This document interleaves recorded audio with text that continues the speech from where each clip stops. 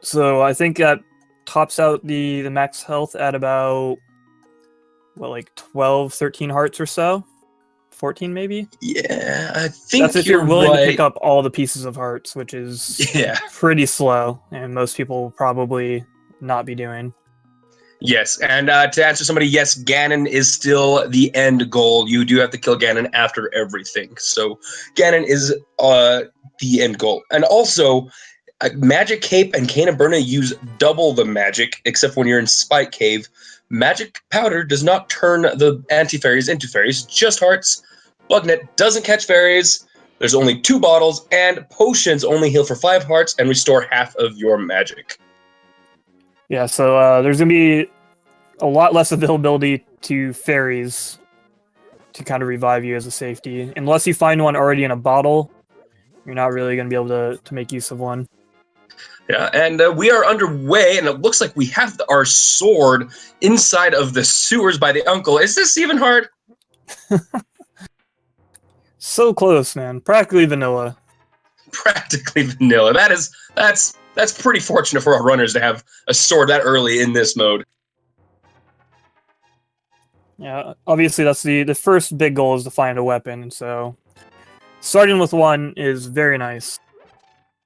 Yeah, very nice to have that additional or that infinite sword already, because this is a conserve your resources very, very strictly mode, so got to be careful with those resources. Yeah, and the fortunate thing is 3 of our people on stream here went up and grabbed that sword right away. And then 2 of them are going to head into Hyrule Castle, making good use of the sword, accessing the easy-to-grab chests in there. Yeah. Meanwhile, Xelnas is making his way over to Kakariko. Yes, indeed, and cross product picking up a nice bomb drop from that tree pole. And just a quick shout out for our runners today. We got wulfy83 in the top left in the green, cross product on the top right in the red, Xelnas in the bottom right in yellow, and Glan in the bottom left in the blue. And I also give a quick shout out to our trackers behind the scenes, Recidador and Gandalf the Cage. Yes, they will be. And there's another sword already. I didn't see that. Did you already mention that? No, it's in the room with the first guard for cross product. I did not mention that. I was going through who we were playing with. So 2 swords already in hard mode. What is this? Yeah, so there's only 1 sword upgrade left in the seed. Because again, there's not a golden sword. Yeah, so 2 swords already in hard mode. That's like a blessing for this seed. And we have power gloves on Xelnas' side, so that's a big pickup. And to answer your question in chat here, yes, all dungeons includes Egg and M1. Yeah, so this is an AGA required seed. Yep, so Egg and M1 and pendants will be required. Which Egg and M1 being required can be kind of frustrating, but the nice thing about the pendants is there's no longer kind of that need to try to avoid them if you can. I mean, more often than not, you have to do at least a pendant dungeon in the normal game modes anyway. But now there's kind of like no longer that fear of, am I wasting time by going to this pendant dungeon? Yeah, and cross product taking a death from the ball and chain guard, did not get that final chest, which I believe was just a single arrow, looked like on Wulfy's side. So nothing too painful, but he's gonna have to go back and get it. Big time waste for him, unfortunately. Yeah, that's another thing to point out in this game mode. You're going to see a lot more of the single arrows, like the single bomb chests, and like green rupees, since a lot of those items have been replaced with the lesser quantities. Yes, exactly. And I did want to also point out that in going along with what you said with the all dungeons, it's almost easier knowing that you have to do everything, because as soon as you can complete a dungeon, you complete it. You get it taken care of. You don't have, like you said, you don't have to worry about whether or not it's something you have to go into or not. You know you do.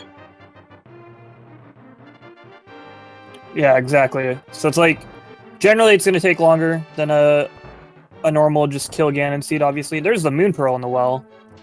Well, that's nice. But again, there's a little less stress involved in and weighing your decisions. Yeah, exactly. As soon as you can complete something, you go for it.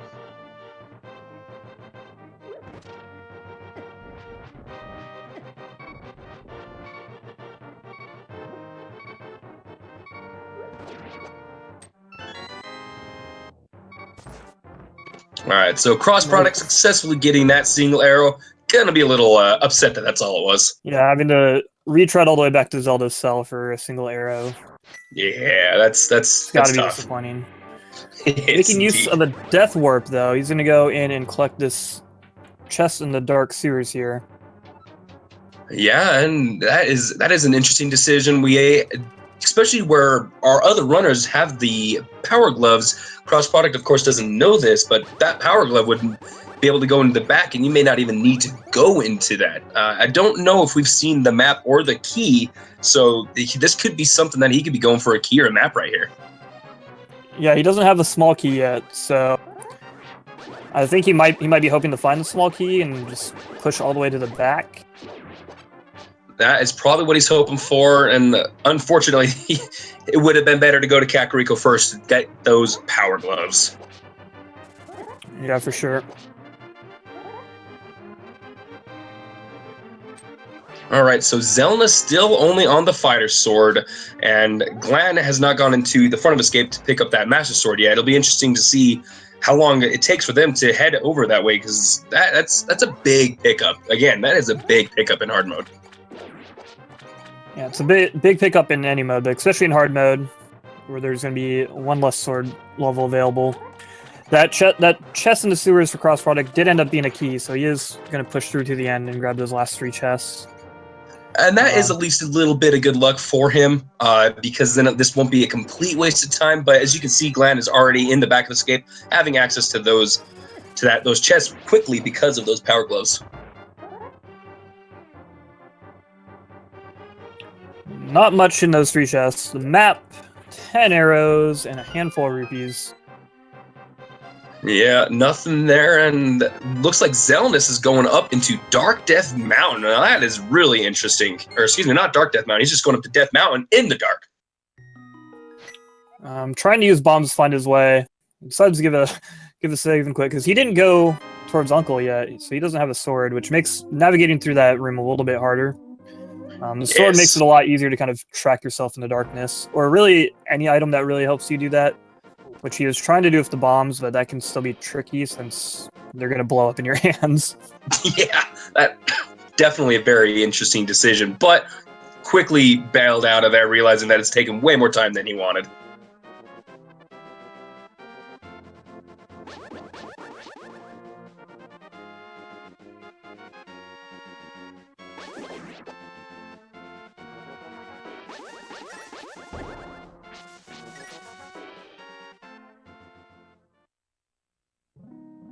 There's the other glove upgrade. So we already have Dark World access on Glan's side. That is 8 minutes in, and Dark World access for Glan. Yeah, this is pretty nice so far. Unfortunately, he didn't dive into the real escape, so he doesn't have that Master Sword upgrade, which would make Dark World a lot more manageable at this point. Yeah, and we did get our first map check from Glan on his side. I couldn't quite tell what everything else was, but I did see a crystal for sure in Eastern. Again, it doesn't really matter. Yeah, primarily you're going to check the map looking for crystals 5 and 6, and then that green pendant. Exactly. There is also the potential for a... there's the hook shot in the Moldorm Cave. That'll give our useless bug net. Useless bug net, yeah. You can still use it to kill Aghanim if you're feeling up to the challenge. I was just about to say, you can still do the Swagganum strats. But that Titan's Mitt and that hook shot, if Glan decides to navigate through that dark room up to Death Mountain, he'll be able to net himself a bunch of items real quick. Yeah, that'll be quite the pickup for them. And so Wulfy is going to be picking up their Titan's Mitt and probably shortly go get that hookshot, they will be in really good position to head to Dark World or up to Death Mountain since they have that Master Sword. Yeah, he's kind of probably a little bit ahead of the other contenders on stream right now. He's the one that kind of has all the key items that everyone else seems to be missing a piece of. Yeah, that is a good point. And just to know, I believe there were 27 people that entered in for this race, so we'll have quite a few people running in this besides our highlighted runners. But lots of action. Even when this finishes, there'll be some people, possibly be some people running.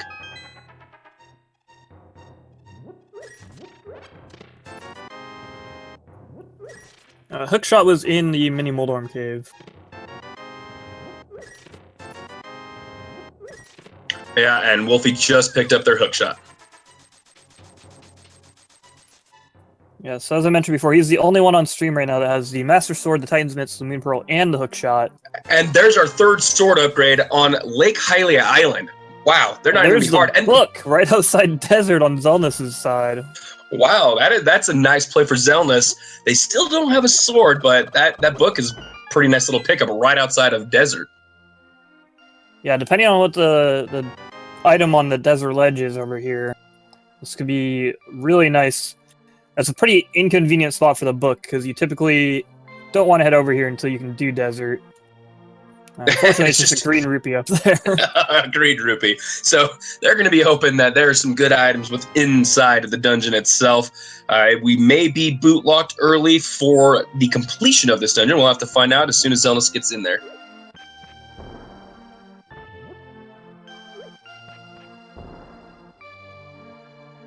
And cross product just throwing bombs on everybody in the village, having a little bit of fun with this, it looks like.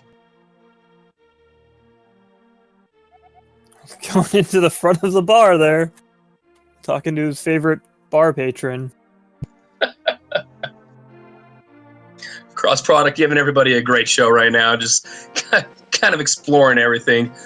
I wonder if maybe that early death took him out of maybe a serious time on this, or maybe he's just having a lot of fun as we get silvers and cape in the waterfall fairies. Wow. Dang. Yeah, Glan making good use of the fake flippers glitch there. By jumping in the water and immediately screen transitioning on the following frame. There's a medallion on Zoro's River. Like ether maybe, which we don't know if it's required yet, but I do believe that was ether as Wulfy is going to head into Skull Woods. That was definitely ether. Unfortunately, he won't be able to grab that using fake flippers, so he saves and quits because he doesn't have enough money for Zora. Unfortunately, he was just 30 short. That is really short. We still don't have those flippers, but now the nice thing is, if he goes up and sees Turok and Meyer are not ether, he'll never have to go for it. Or if he does see it, that knowledge will be something that'll help him going down further in the seed. Yeah, it'd be nice for him to, if he can get that knowledge, like if he can confirm that it's required, that might give him a good reason to head back there and grab the Zora item. But he probably won't be returning anytime soon. Nope. Even if he does see that those medallions, what medallions required in there, which we're pretty far away at this point for, well, actually, I guess Glen's not too far away if he does want to break the sequence up Death Mountain.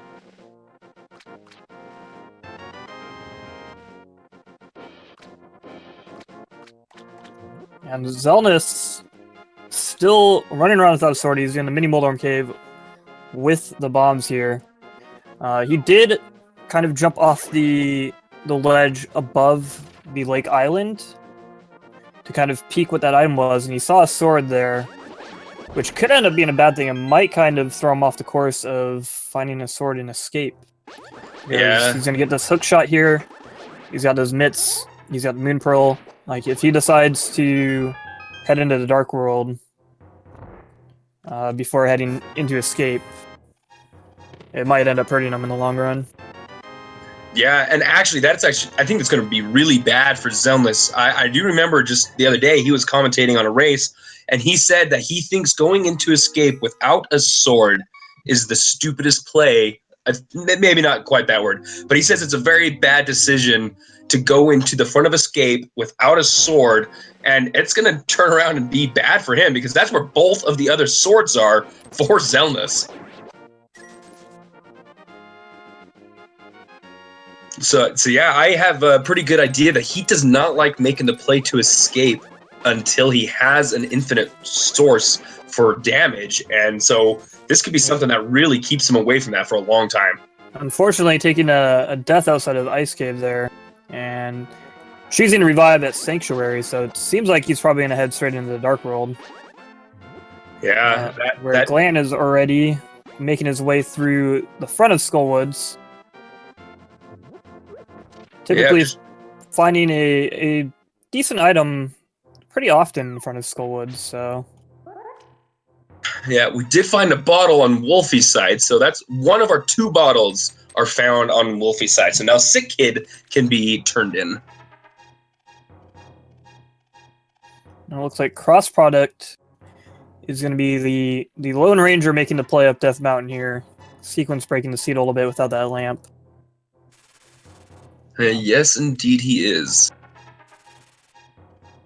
So I previously mentioned that Titan's Mitts and Moon Pearl with the hook shot will let him clear out East Death Mountain and Dark Death Mountain over there, netting him a good 12+ items really quickly. Yeah, it's really not a bad play, even though it is indeed a sequence break. It's really I like the play for the sequence break. It's a good sequence break, I think.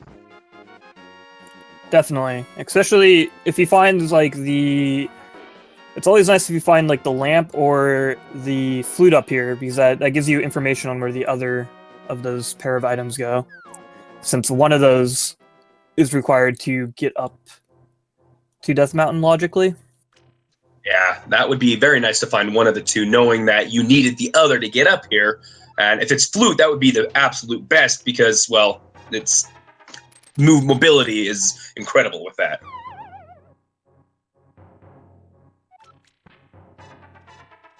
Glan picking up his bottle. It came with a magic potion in it too, which could prove to be very useful later on. Yes, especially where potions only do half magic fills. Keep that in mind once again. Potions only do half magic refill, and without half magic, so you're basically not getting a lot of magic out of those potions.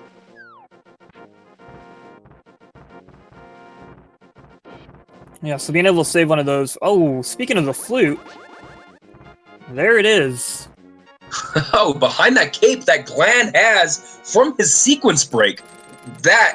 Wow. Yeah, that's going to be nice for him, and nice for Xelnas if he opts to go over there after checking out Skullwoods here. Yeah, that would be indeed a very good play for them having that cape with the sequence break. So, wow, that's a lucky turn of events for Glan there.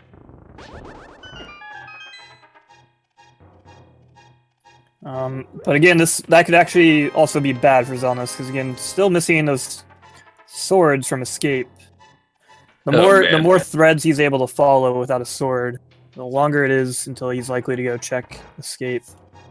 Yeah, and I did see somebody in chat mention that he may wait until he gets his hammer to head back in there, and that is possibly a very, very good call. So we'll have to see if that happens, as crossproduct gets the only Mel upgrade inside of Paradox Cave. And there's the other bottle with a matching blue potion. That's pretty nice.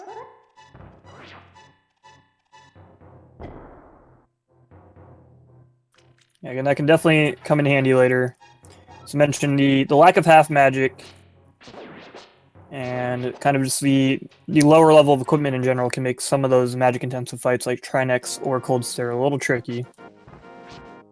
Yeah, as we find one of our full heart pieces. That is one of the 5 heart pieces. Wolfie now has 5 hearts. That's pretty healthy for a hard mode.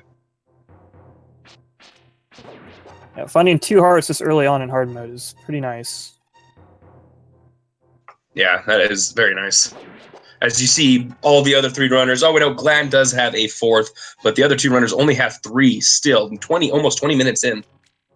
Oh yeah, sorry to should clear out some confusion from chat. Thieves Town also did have a mail upgrade, as pointed out by chat, which is why Wolfie has a mail upgrade. There are actually still the 2 upgrades in the game, but after you find one, you cannot get the other, so you can't get upgraded to mail, or to red mail.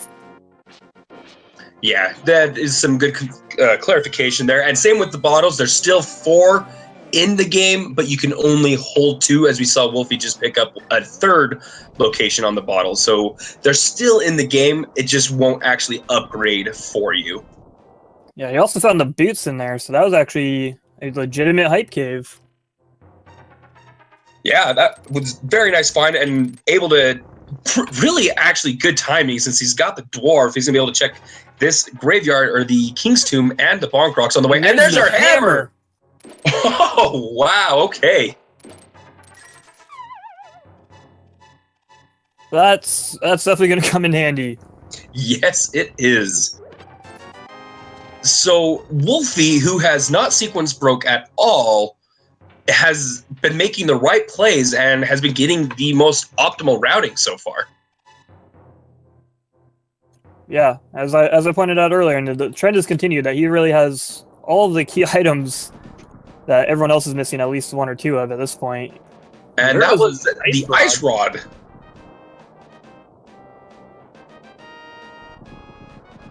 So far, this seems like a pretty ridiculously easy hard mode. Like, it kind of feels easier than the seed we just watched earlier that was not meant to be hard. It's funny how that can happen. Because, yeah, it's very likely that these players are going to end up with a lot of the more important items to make the game easier. The Tempered Sword. Most players already, or I guess a couple players have Master Sword or know where the Tempered Sword is. Silvers are in that Waterfall Fairy with the cape, which will be required to go in there to get that cape, to get the flute. Yes, indeed. And so, it looks like Xelnas might be making their way towards Hype Cave. Oh, never mind, they're not. I was going to say, if they make their way towards... Fire Rod for Wolfie. From Sick Kid. I'm sorry to interrupt you. No, you're good. I missed that. I thought Glan had turned that in. I did not see that. My goodness. Just both rods so quickly back to back like that. Holy moly. Again, Wolfie's routing, randomizer can be so difficult to route sometimes, but his routing has just been perfect. It's insane. Yeah, he's made all the right calls so far. Yeah, and this could be a very good thing for Xelnas. He's going towards Hype Cave likely, will save and quit, and most likely get that hammer, which, for their sake, hopefully leads them towards the escape to get their sword upgrades. Yeah, he's going to go get his bottle and his boots, and that'll likely lead him over to King's Tomb, as you mentioned, get that hammer. Hopefully, he'll decide that now that he has a weapon, he'll go do escape. But at the very least, he'll at least have a weapon.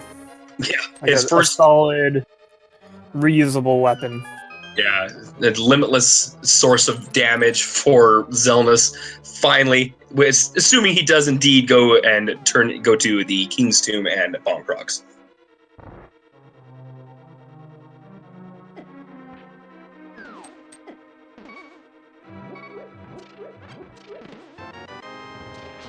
All right, and so overall, though, Death Mountain, kind of looking back on it, we kind of didn't mention it because Cross Product found a bottle and a blue mail up there. That's all they found up there. There was really nothing in the entirety of Death Mountain.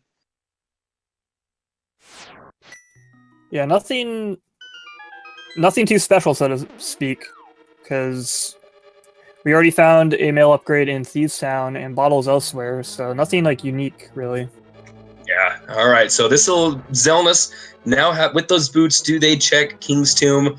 We will see. They will get their hammer if they go. Yep. There we go. Go in the right direction to get that hammer. Yep. So I imagine he'll be following in Wolfie's footsteps here. He'll get his hammer. He'll go grab that ice rod. Hopefully stop by Sick Kid and pick up his fire rod. And then hopefully going to escape with that hammer and actually get their swords. It's crazy that both of them were in the front there. And again, Glan has not made it to the front of escape, so they still are only on that fighter sword.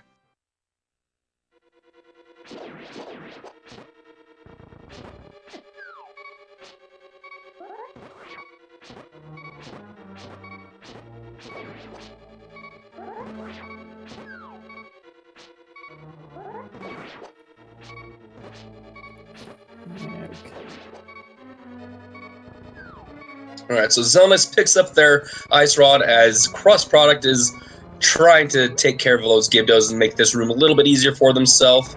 Gonna be able to do it and get the big key up here, I believe, which will lead to the second bottle for crossproduct.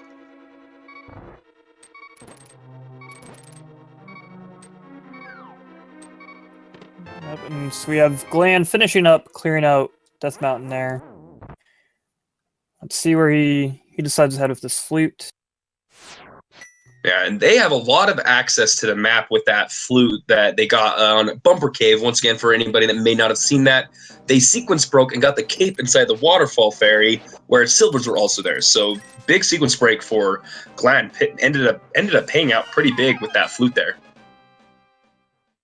Yeah, especially until we have flippers kind of discovered. Who knows how long it will be until anyone else finds their way over to that cape. Yeah, and there goes Wolfie getting the first dungeon completion in the game, and it is the red pendant out of Thieves Town.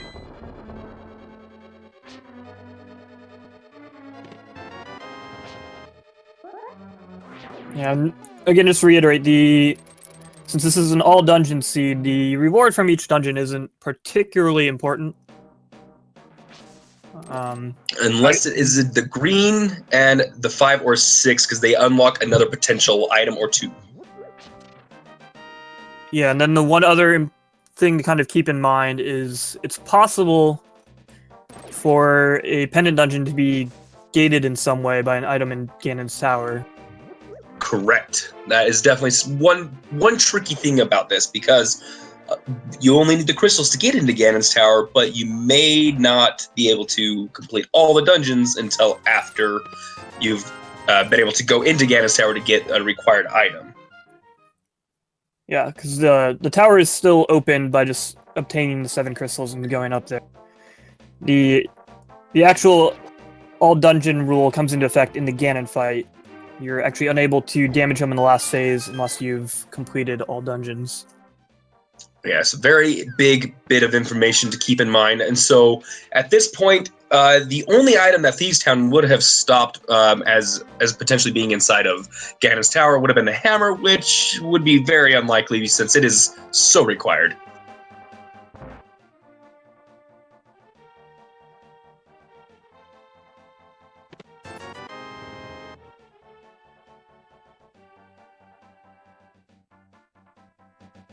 Xelnas dipping into the back part of Skull Woods here. It's a little interesting because his routing, he found that fire rod, but he still hasn't found a sword yet. Yeah, so they will be doing fire rod and possibly hammer strategies to take care of this, but takes a death, not able to get to that. Oh, wait, no, they had actually got to the chest. Yeah, he got to the chest there. It was just a small key. Yeah, that was a death warp. Kind of a slow check on his part. Is he going deeper? He can't actually get to the boss without a sword, so he might be having a little brain fart here. There's some vines along the way that you have to cut, and it absolutely requires a sword to get to Mothula. Yeah, that is something they will find out very shortly, that they cannot progress any further after wasting a whole lot of their magic here. Ooh, and getting grabbed in that Gibdo torch room. Unless maybe they remembered. No, they did not. I was thinking maybe because they didn't really dodge the hand at all. So I was thinking maybe he remembered that that he needs the sword, but looks like he did not. Yeah, unfortunately, it's a really unfortunate miss for him, having the 2 sword upgrades, one next to Uncle and one in the first escape chest. Yeah, that's definitely going to be something. When he finds those, he's going to be. I wonder if he'll rethink his thoughts on going there first is bad.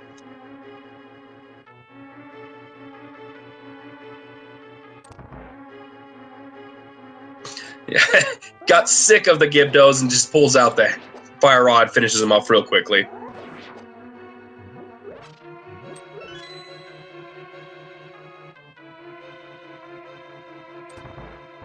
Oh, and he... using the blue potion. This is really unfortunate. Oh, that is just painful to see on Xelnas' side. He's going to find out really soon that this doesn't work. There it is. Oh, that's painful to see him use that potion right there. Yeah, that was rough. He got grabbed. He's going to have to head out. That is, oh man, that is painful for Xelnas right there. Still no sword. Hopefully this leads them into escape. They really need to at this point head into escape and get those swords. I mean, obviously swords are nice to have, but they're pretty vital for a lot of things, as you just found out there. Cannot even get to the moth without a sword. Yeah, I really like the idea of finishing up Skull Woods already, but unfortunately you can't do that without that sword. Meanwhile, we have Wulfy taking his turn to clear out Death Mountain, and Crossproduct and Glan working their way through Thieves Town that Wulfy already cleared out. Yeah, we are seeing a lot of stuff that we've already seen so far, so nothing new at this point. So let's kind of talk a little bit about how the seed's gone a little bit with that beginning.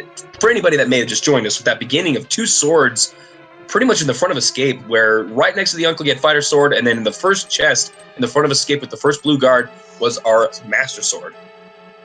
We know there's one more sword on Lake Island. There should still be one additional sword upgrade within the seed, but you can only collect 3 of the 4 in hard mode. Yes, indeed. So Glan finishes off one, gets their red pendant. So yeah, so we do know that third sword is on Lake Hylia Island, and like Swarb just mentioned, you can only have the 3 upgrades. They're all out there, but you can only actually obtain up to Tempered Sword as an upgrade.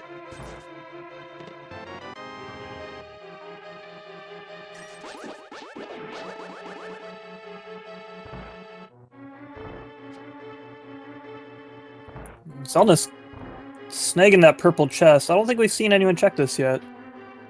I did see Wulfy check it. I think it was just a single arrow. It wasn't anything exciting. And I do remember seeing him turn it in, though. Okay. I must miss that. Yeah, it was pretty unassuming. But we will get another check here from Xelnas for sure to see that, as Wulfy is inside of Tower Hera. Has just found a big heart, or a full heart container. So there's another of our 5 heart containers. I don't think we've seen the second item yet. And at this point, this is uncharted territory. Oh, cross product! Ooh. Yeah. Blind can be pretty deadly when you only have 4 hearts. Even with Blue Mail, that is tough. Taking another death deep inside of a dungeon for cross product. Yeah, even with Blue Mail, the Blue Mail will reduce the damage the heads do. They normally do 2 to Green Mail. They'll do a single heart of damage if you're in Blue Mail. The Fireballs don't get damage reduction, so they still do a heart. So 4 hits and you're done. Yep, and same with the eye beam from the blind himself. So that's pretty tough fight with only 4 hearts. Yeah, and the most unfortunate part is now that blind has already been fought once, the boss will be active in the room as soon as you step in, and that can make it pretty difficult if you're kind of used to fighting it kind of in the optimal strategy. Yeah, but smartly picking up hearts to get the sword beams, because that actually makes this fight extremely easy. Gets through 2 of the phases before losing them. Only 2 more hits now, and he should have it. 1 more, get it. There we go. Well done. And Xelnas also finally making their way into the escape, picking up their fighter sword, and shortly will have a master sword. And Glan, who was one of the first ones to pick up the fighter sword, still does not have their master sword because they have not gone to the front half of escape. Yeah, not having the master sword hurts a little bit. It makes killing things a lot easier. But so far, he's not missing out on too much. it doesn't open up too much without that book, which Xelnas does have. He's the only one that's been to Egna's cave in the desert. Yeah. But we haven't seen, since he just now got his Master Sword, we haven't been able to see what those two will open up on the tablets. Yes, indeed. And now Xelnas will finally start being able to make up some ground now that they got those swords. Kind of, until they got that, they were kind of just feeling like they were going to be behind for quite some time. But getting those swords, they'll kind of be able to start actually progressing more deeply into this seed now. And looks like Wulfy has gotten all the items outside of Terra Hair and has taken off.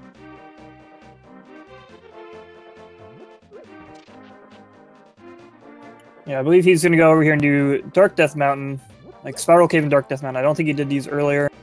Without that mirror, you typically want to do Hera first. Yeah, so pop over and do the Dark World and then save and quit.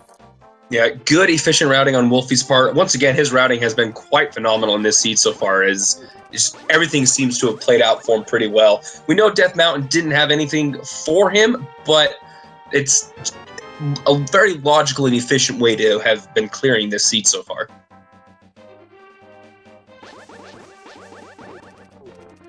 Yeah, we've mentioned a couple times that he's definitely made all the right decisions with his routing so far.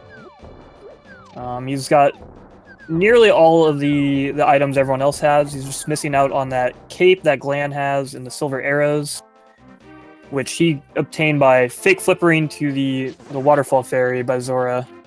And then he's missing out on that book in Desert Cave. Yeah, pretty tough place for Book to be honest. And Cross Product finally going to be getting their boots, which will open up a slew of other items for them. They will be very happy to get that. And one thing I failed to notice, Glan never went to Bonk Rocks or Kingstomb, so they did not get their hammer or ice rod.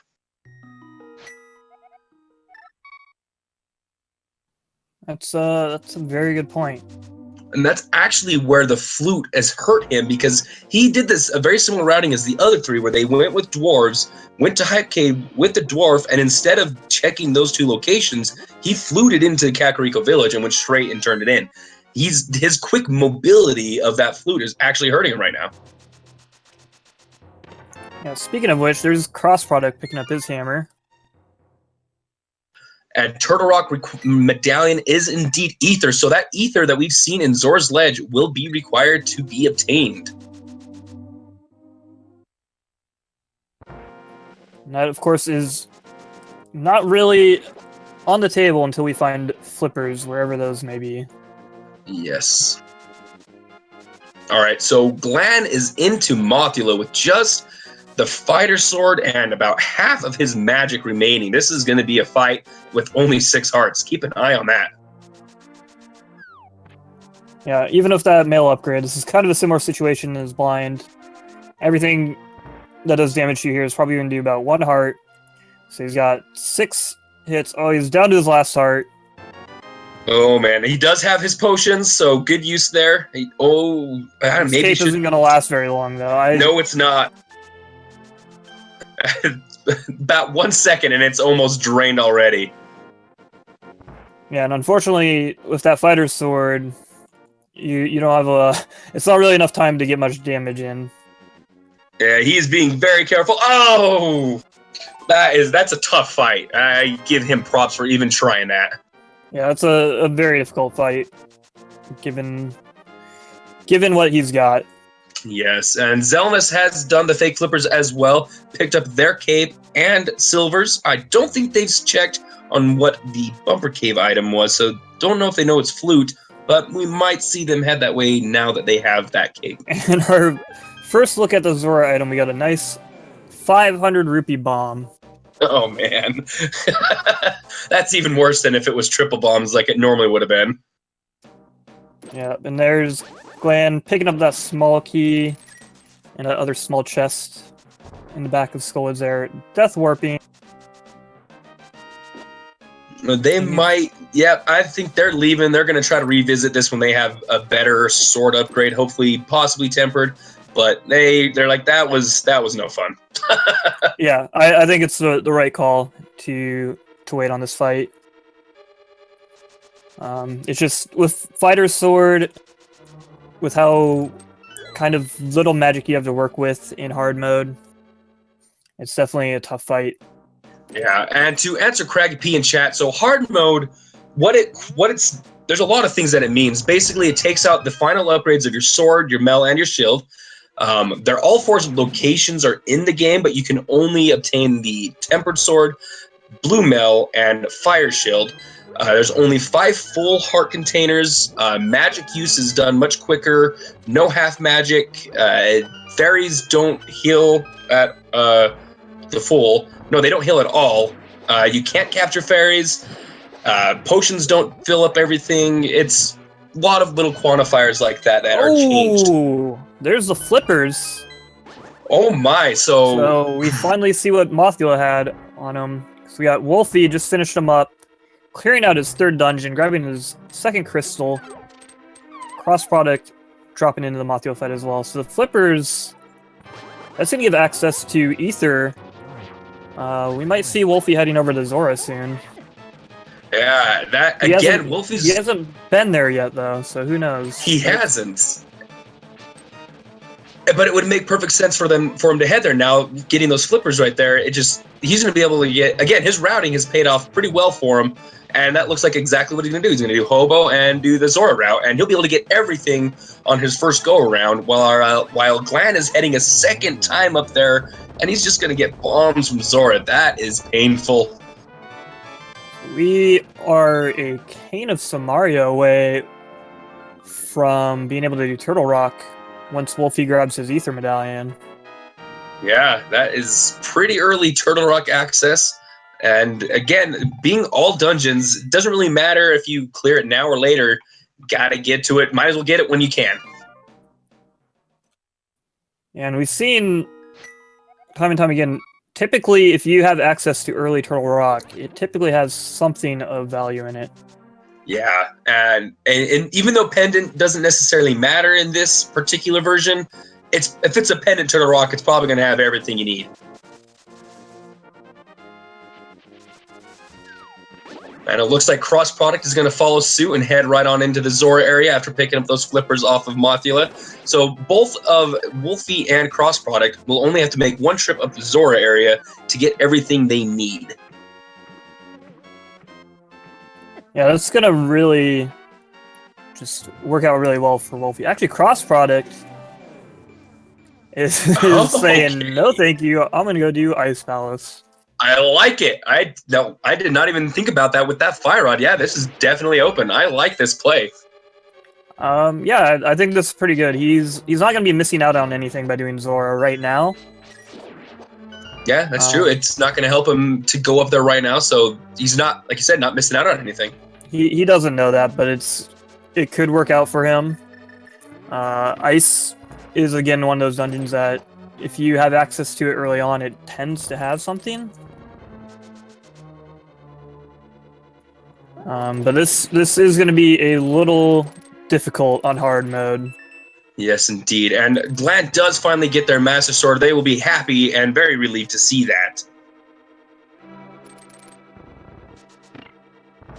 Yeah, that's going to help out a lot. He might opt to go revisit Mothula after this. Yeah, we'll have to see what they decide to do. They still have a few overworld locations to check and places to go before they kind of need to head back that way. We do know that it is definitely a big part of progression for the seed, as those flippers lead to a lot of items. Yeah, it could help out a lot if he decides to save and quit to Sanctuary and then go check those 2 bonk spots that he skipped out on so far. With King's Tomb having that hammer, the bonk rocks by Sanctuary with the Ice Rod, he could route those into a revisit to Skull Woods. That would be probably the best play available to him. Yes, I agree. And he's going to Mountain Cave, it looks like.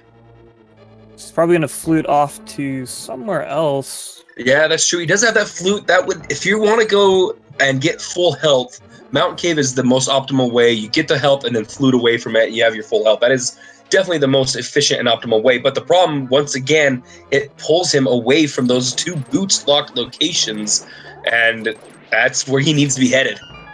Yeah, that's really unfortunate. Finding that early flute that he sequence broke to got is, as you pointed out, kind of keeping him away from finding that King's Tomb with the hammer and the Bonk Rocks with the Ice Rod. Yeah, and they indeed are heading back after the Moth with that Master Sword feeling a little invigorated, a little bit more durable and strong for this. So we'll see if they get that. And they're going to get the flippers, which might lead them to Ice Palace. But the problem is they won't have the hammer, and they won't be getting it inside of Ice Palace. Yeah, and I don't think we've seen much of interest yet in Ice Palace. Well, there's the lantern. Okay, that's certainly something. So that is I guess both Lamp and Flute could have been the first actual access to Death Mountain. Depending on how you routed, you would have gotten one or the other first, but they would have been pretty late behind those flippers, both locked behind the flippers. Yeah, that's true. Yeah, we see Glan making his way back to Moth. That single sword upgrade, a lot of times it doesn't seem like Fighter Sword and Master Sword makes a huge difference, but it definitely, in this particular fight, I think helps out immensely. Well, and the range benefactor factor, there we go, is that in and of itself will play a huge part on the fight. Just that range. So Mothula has about 16 health, with Fighter Sword doing like 1 damage each. Master Sword will do double, so it's only 8 Master Sword slashes compared to 16 Fighter Sword. So half as many slashes when you only have 6 hearts is huge. And the nice thing about Master Sword is it can allow you to actually start the fight with a spin sword or a spin slash right away and cut down a quarter of his health.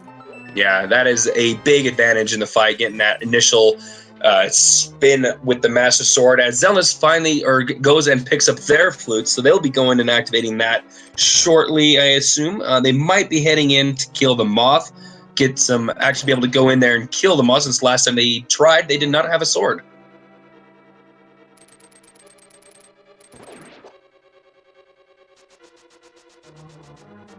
Oh, Glan, gotta be careful. Got 1 heart left. Let's go, man. Oh!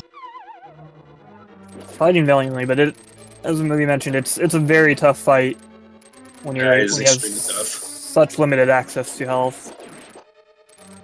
Yeah, and they already used their green potion. Probably don't want to have to use that blue potion if they don't have to, but they might. Yeah, I think hopefully he takes his time to kind of fill up his magic a little bit more here. Having just a couple Fire Rod shots, which do the same amount of damage as a Master Sword slash against Mothula, can really help alleviate how much you need to do in that fight. Yes, and to clear up some confusion, chat. Only the invincibility items, Cape and Cane of Burna, use double magic on their usage. I do think I did slightly misspeak when I said magic is used twice as fast, just on those 2 items.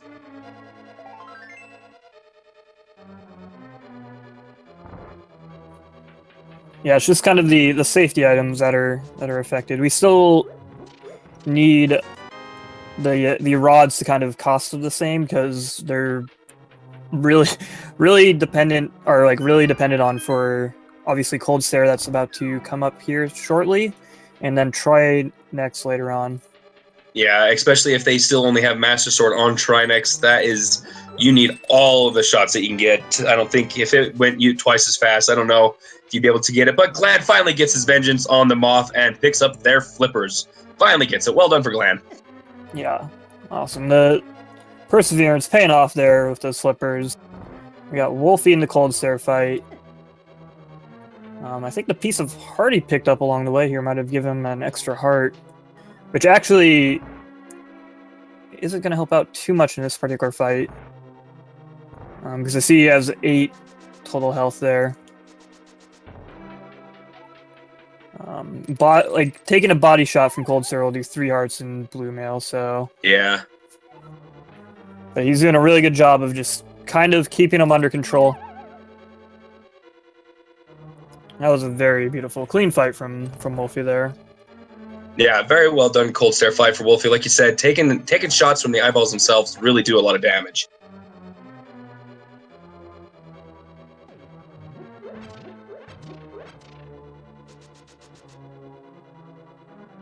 All right, so cross product replenishing some of their stores before heading into the cold stare fight. We'll see if they're able to take care of the cold and the frozen eyeballs as efficiently as Wulfy was able to.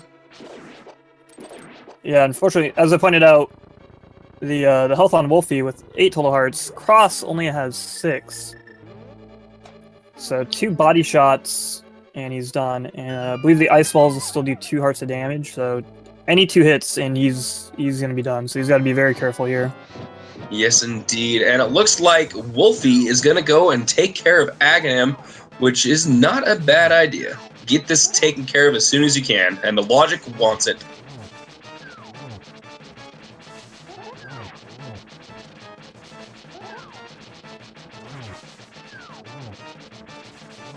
I'm getting a catfish check from Glan. Ooh, unfortunately, Cross taking that death on cold stare. Yeah, that is a tough fight to do. Like you said, just 2 hits, and it can be pretty hard to avoid everything sometimes. And that fight can get really, really laggy with the 3 eyeballs and the ice drops falling on you. So that's a pretty tough fight. Yeah, you really got to focus one down and make sure to keep all the eyeballs under control. And it's one of those fights that can get out of hand pretty quickly. Like, just taking a single hit, it's really easy to kind of get chained into more hits if all the eyeballs are still up. Yeah.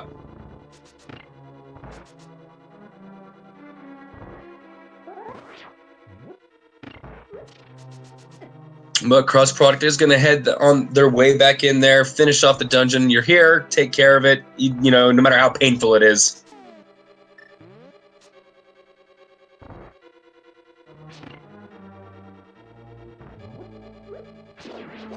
Yeah, again, unless we find the mirror giving us access to that sword upgrade on Lake Island, the boss fights aren't going to get too much easier, so it's just unfortunate, but this is hard.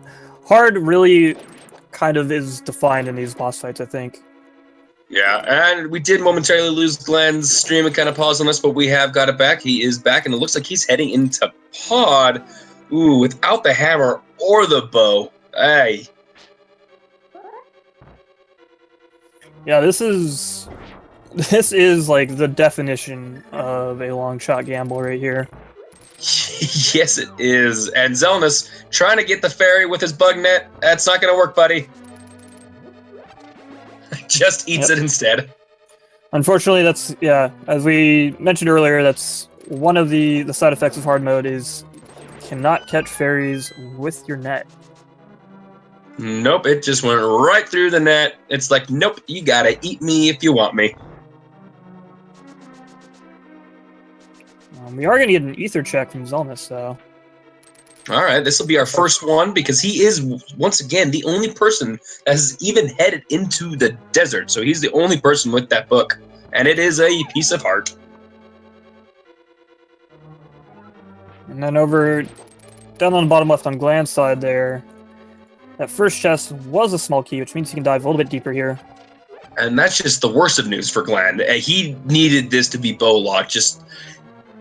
He needs to remember those bonk rocks and the King's Tomb. Those are some big locations that he's missing out on right now. Yeah, unless there's something good in here, it's definitely going to hurt that it's not bow locked for him.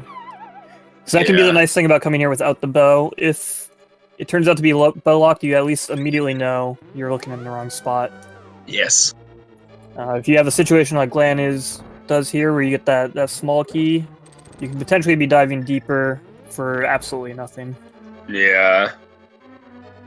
And we'll have to see what's in here. Of course, there still could be items, and a good saving grace could possibly be the bow itself, which could be in here. We have not seen that yet. And also, maybe a sword upgrade would be pretty nice. Getting tempered sword would be pretty nice without having to have the mirror. It would be a little bit earlier than what we might be expecting. All right, we got Cross in the rematch with Cold Stare here. Let's hope this goes a little bit better for him. He actually has full health this time. Still only 2 hits from the eyeballs, but he does get some safety against the falling shards. as Wolfie's going to head up towards Catfish and pick up their triple bombs, which will actually fill their capacity of 10, so that won't be terrible.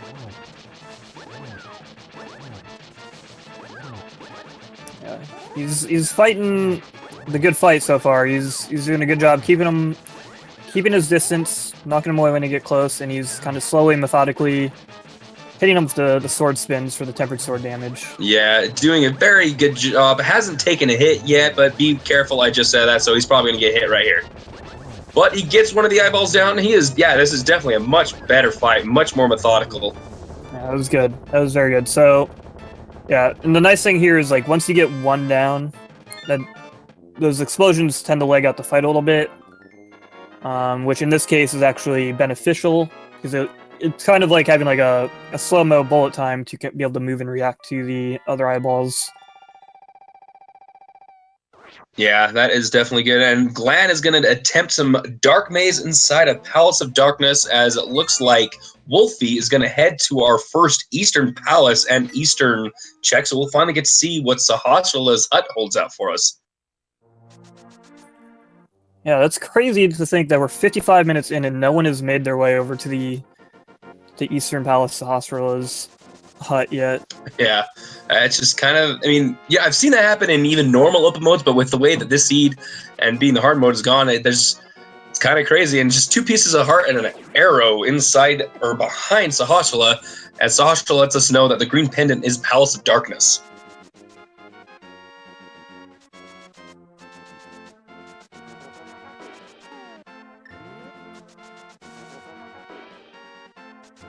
Okay, so that is actually interesting to note, because we had our second pendant over in Ice Palace.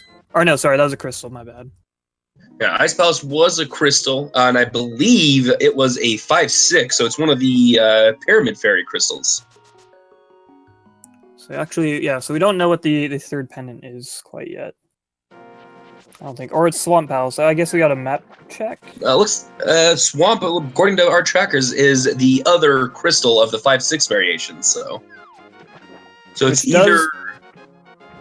Oh, it's Swamp Palace. No, I was looking at Skull Woods. I do that so much. I confuse SP and SW.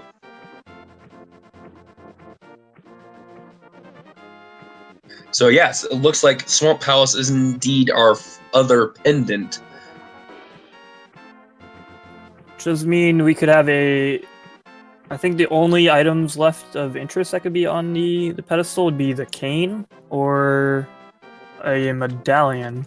Yes, and as far as possibly having to go into Ganon's tower without completing all pendants. Wolfie just picked that up, actually, so... Well, never mind.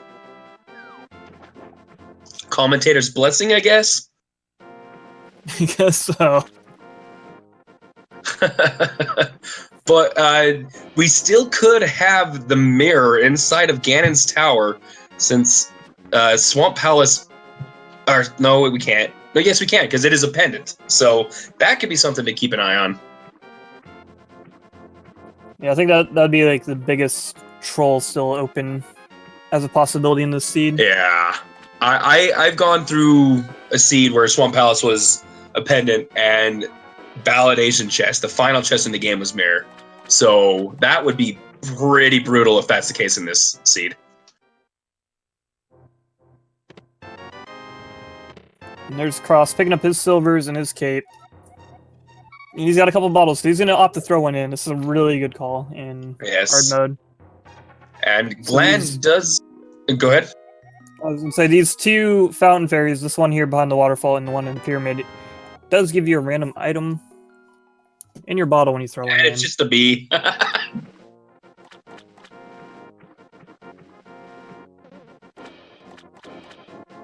See, is that guaranteed on hard mode? I'm pretty sure that's guaranteed on harder difficulties, but I don't know if that applied to hard mode as well or not. Yeah, I don't know if that is something that's built into the logic of the hard mode or not. That would be interesting. I wonder if it is. I wouldn't be surprised if it is, because they really, like, one of the big things about hard mode is making defensive liability type items much more difficult to use, they go way faster and they're not as effective. So I can see that being something built into the logic. Yeah, I mean, I know it is for expert and insane, so I'm assuming it is for hard, because as you pointed out, it's a lot about taking the defensive safety items away, and makes the bosses and the fights in general a lot more akin to the low percent versions of them. Yes, indeed. All right, so once again, the sequence break, if you ever want to have a reason to not sequence break, look at Glan's race. This would be the prime example of not sequence breaking, because the flute has sidetracked him so badly from the bonk locations that he needs that hammer. The ice rod is something that'll come later. He doesn't need that for quite some time, but that hammer is really something that is holding him back right now. Yeah, the hammer, of all the items to not have, the hammer is probably the most inconvenient. It opens up a lot of dungeons, like Pod, Ice Palace, Thieves Town, Turtle Rock, Swamp Palace. They all have something that require the hammer. Yep. And the most unfortunate part of that is you can actually still do like half of those dungeons or so. Yeah. Whereas other items like the Titan's Mitts, they completely block you off from being able to do Mire, Ice Palace, or Turtle Rock. So again, it's kind of like that concept I mentioned earlier about if Pod is bow locked, you immediately know you're looking in the wrong spot. If you don't have Titan's Mitts, you know you can't search like 3 dungeons or so. But with that hammer, there's like 4 dungeons you can half search if you don't have it, and you're looking for it. Yeah, it is. It is definitely a painful item for him to be missing, and it's that flute keeping him away from going to Sanctuary. He doesn't need to save and quit as much as the others because of it, which is nice. But it's keeping him from Sanctuary, which would probably eventually lead him towards those 2 locations. It's eventually he's going to run out of places to check, and he'll have to go there and see what those items hold. But it's just keeping him from progressing further in the seed.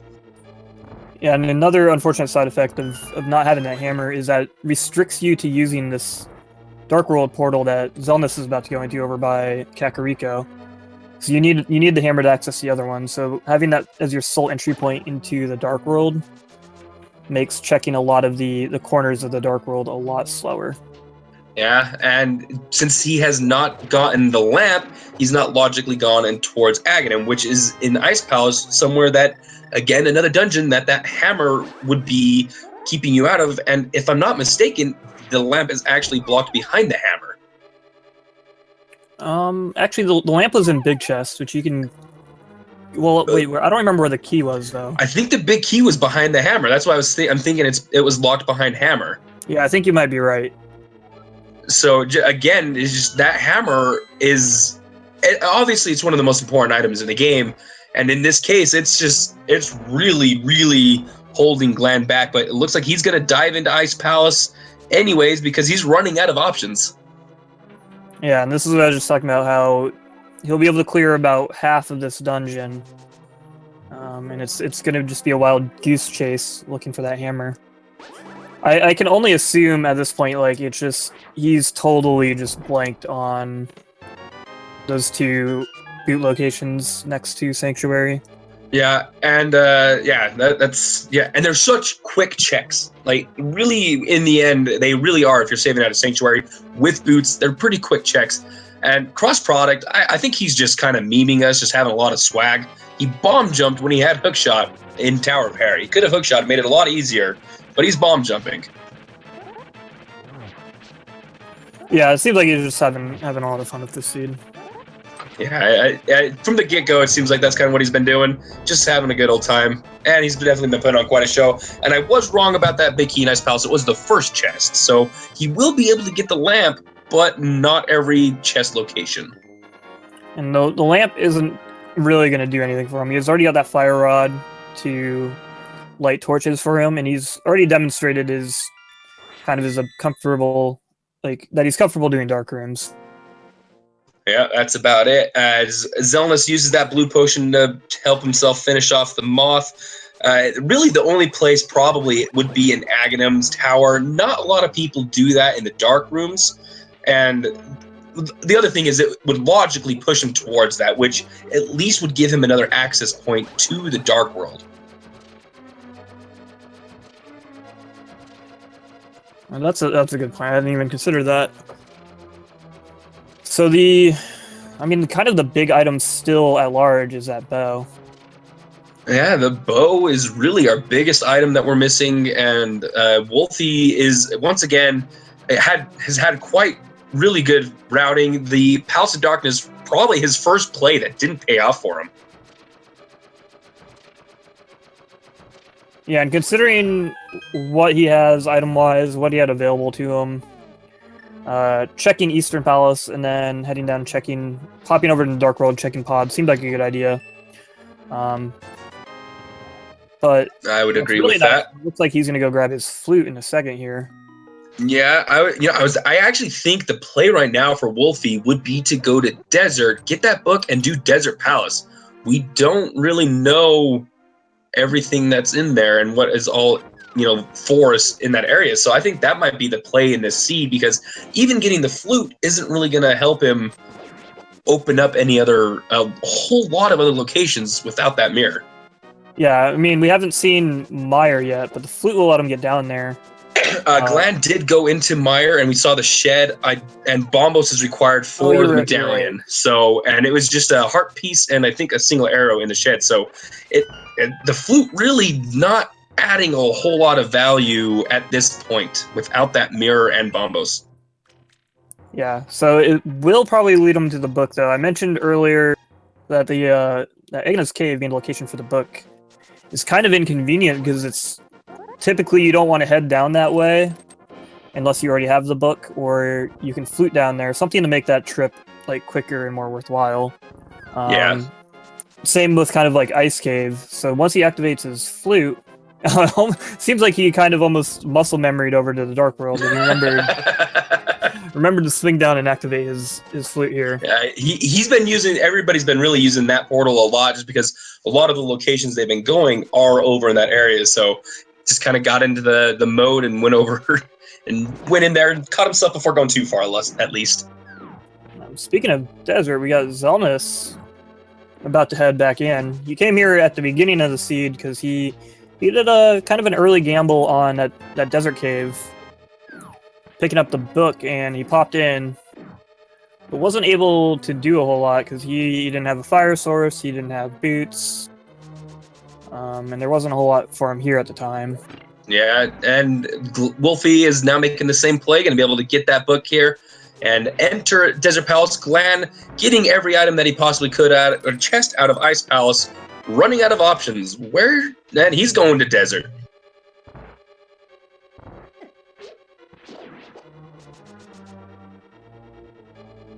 So what is the desert going to hold for us? The palace in the desert.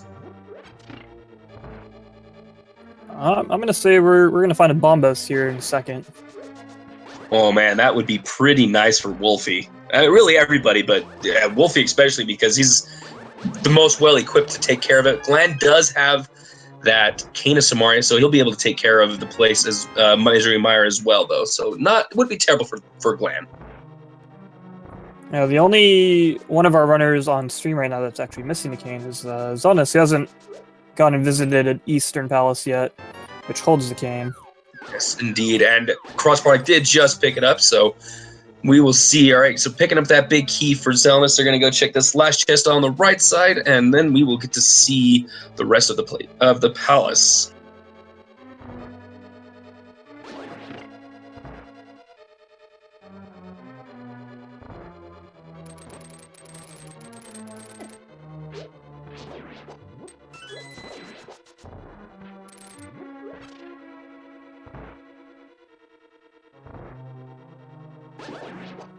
Alright, we got Xelnas coming up to this big chest here. Yeah, tried to go here earlier, didn't realize didn't have the big key. And it's the map! So, Landmo is going to be giving us something. Oh, those dirty worms.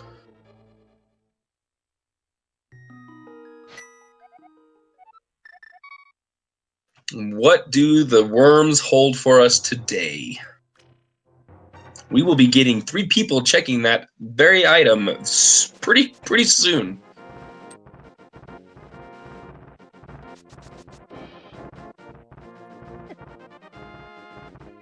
Looks like we might be seeing a spike cave check from crossproduct here. Aye, that might be the case. To go back to the point about the double use on magic for Cane and Cape, the only place that is not true is inside of Spike Cave, because with the restricted hearts, the chances are you're going to need all of the possible magic that you can get. Oh, go get that fairy, Cross. Oh, that wasn't a fairy. I thought it was a fairy.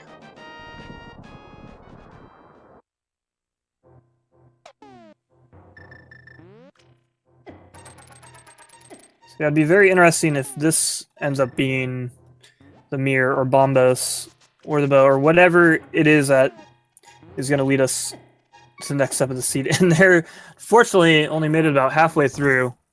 Okay, so I thought that the cape was only supposed to use regular magic inside of there, but that definitely burnt through their magic extremely fast.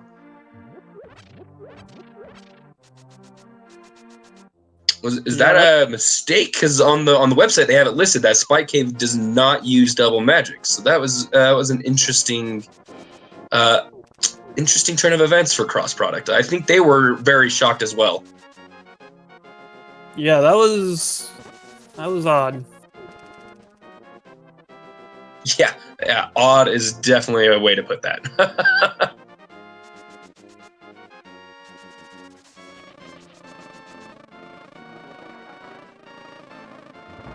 I'm kind of curious how that happened. I wonder if maybe the use with the boots kind of just confused the logic, and it made it think that it wasn't in Spike Cave, and so just melted the magic. I don't know. It was really interesting.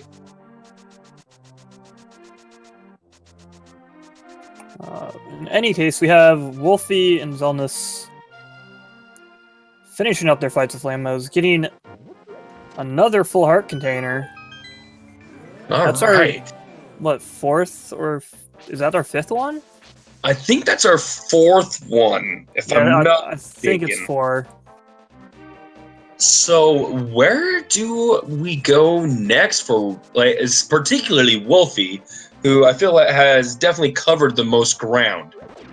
We might flute over and check out Ice Cave real quick. With that flute and boot combo, I don't think he's been there yet. He also hasn't done the Mire Shed. He's not done Mire Shed, correct, because he did not have Mirror, so did the desert side of things first. So now Spike Cave, we still don't know what's in there since Cross Product was not able to. That could be holding our next piece of progression. But we also do have Turtle Rock available for Wulfy. Pointed out a while ago that we were a cane away before that is right. Wulfy headed into Ice Palace and then eventually cleared out what he could of the eastern part of the map and finding that cane in Eastern Palace. That is right. We might see a Spike Cave check on the way to Turtle Rock, but that Turtle Rock is definitely playing. It looks like they are going straight to Turtle Rock, not passing by Spike Cave. Yeah, if anything, it will be a check to do after the dungeon's over. That way you can end it with the save and quit afterwards. Glan finally making the play to King's Tomb. Going to be very happy. Probably a little frustrated, but very happy to get that hammer. Hopefully they don't skip out on Bonk Rocks after seeing this hammer, though. And there were some sword slashes. Probably a mixture of frustration and also a little bit of a celebration. Yes. Frustration because he had access so early, and that flute messed him up big time. And that was his first time into Sanctuary in a long time, and he thankfully.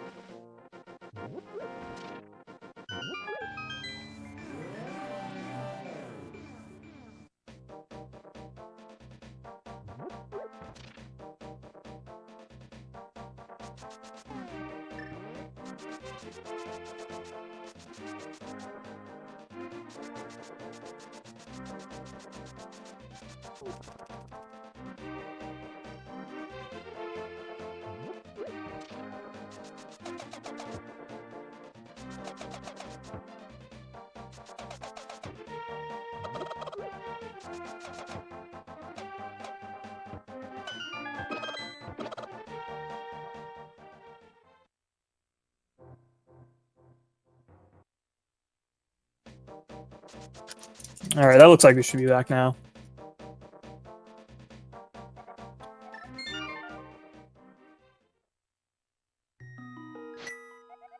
All right, so we got Wulfy just now making his way through the front few rooms of Turtle Rock here.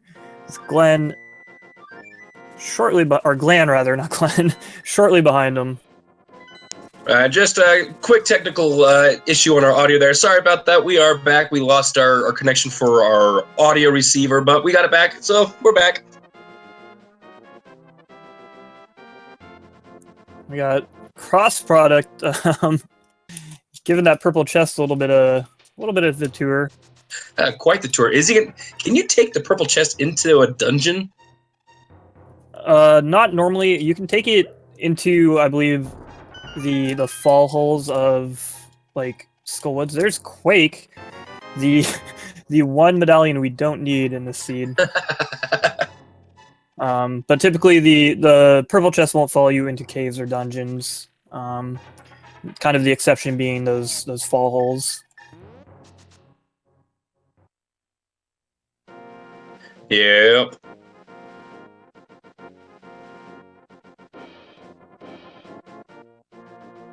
All right, so Xelnas looks like they might be making that Turtle Rock play as well. Cross Product never got their Ice Rod. They did not go to Bonk Rock, so that is not something that they are thinking of at this point, it looks like.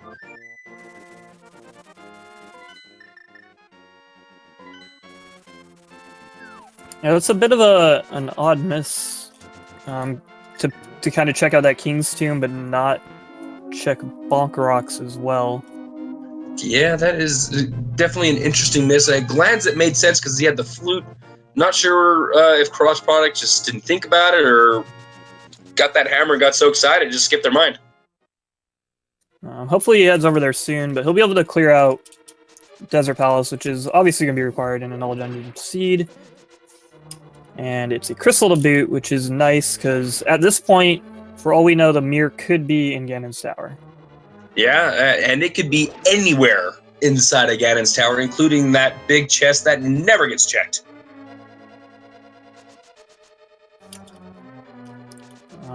But yeah, unfortunately, missing that Ice Rod could slow him down a little bit. I do think, as I mentioned earlier, if you have all of the stuff to get into Turtle Rock, you might as well do it.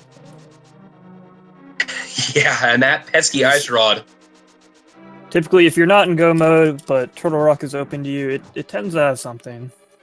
And more times than I care to admit, I've seen Ice Rod inside of Turtle Rock, particularly on Laser Bridge. So Cross Product may be thinking that's where it's at.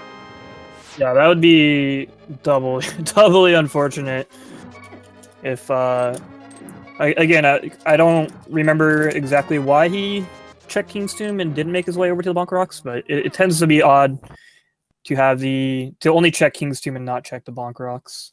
So it could be something he's mentally checked off as done for one reason or another, and he just kind of brain farted on it or something.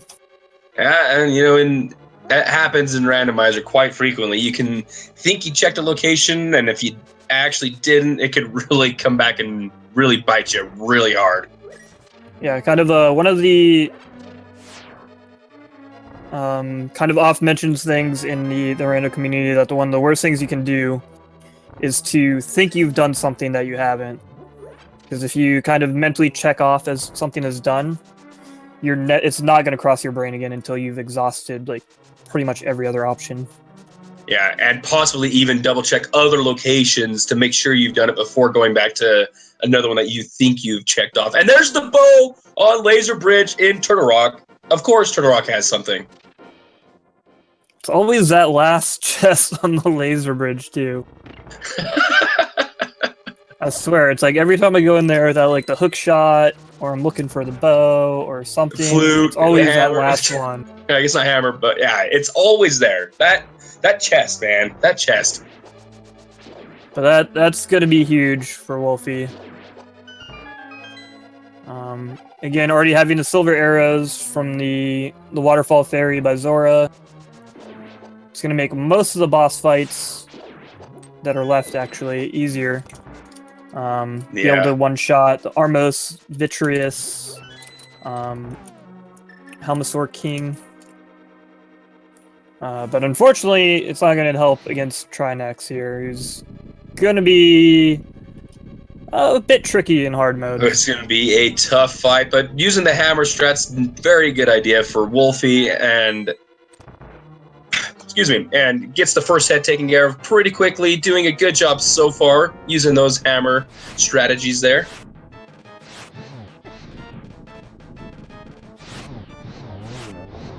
Yeah, typically if you don't have at least Tempered Sword on Trinex, you want to use that hammer since it does Tempered Sword damage. And again, with limited magic, you need to be able to take these heads out as quick as possible.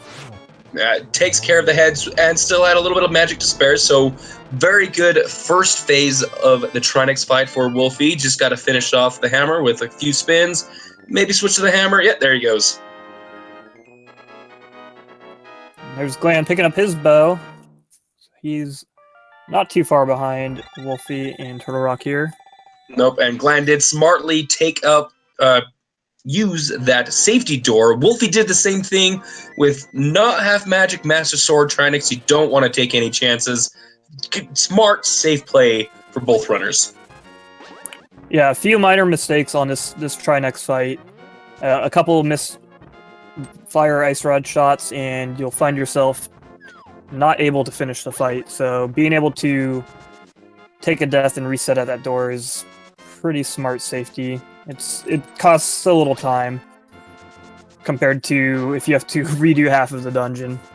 Yeah, it's definitely much more time efficient just to be safe if you do end up dying.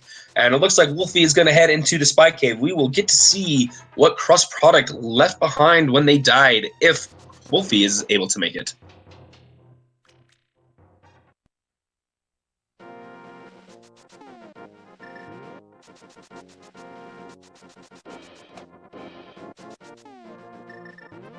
Yeah, so that seemed to drain a normal amount there. So yeah, I don't know. I the wonder, boot usage with cross, or yeah, I think it was the boot usage. A lot of people in chat were kind of speculating the same thing, so I think it might have been the boot usage. So at this point, the only item that could be in pedestal is Bombos. Mirror could no. Well, if Mirror's in Ganon's tower, Bombos can't be inside of pedestal because you would need the mirror to be able to get it, which would, and Meyer is a crystal, so that wouldn't be possible. So it'll be interesting. But now with that bow, Wulfy's gonna go finish up Pod.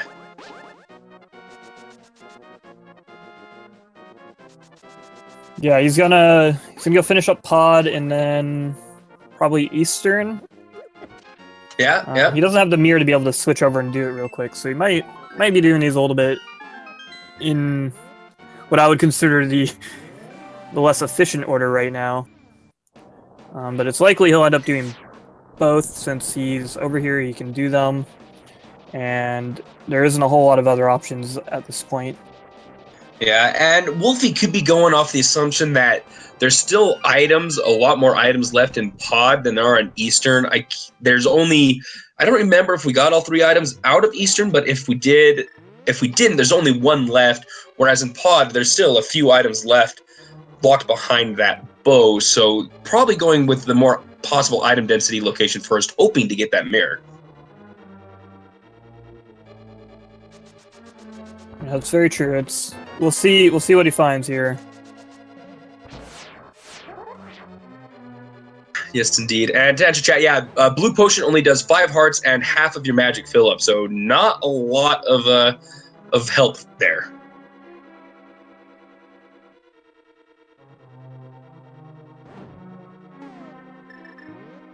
All right, Glan is on their way into Spike Cave. Will they be able to successfully circumnavigate this place? They have a lot less hearts than Wolfie did. Oh, dying just in the middle of that rock pickup animation. Oh man, so yeah, that rock pickup animation definitely seems to negate that half the regular use. Yeah, he was doing a couple dashes for the last 2 straightaways there too, which did seem to drain it faster, so I guess don't dash in that room with the cape. Yeah, don't dash and don't lift the rock.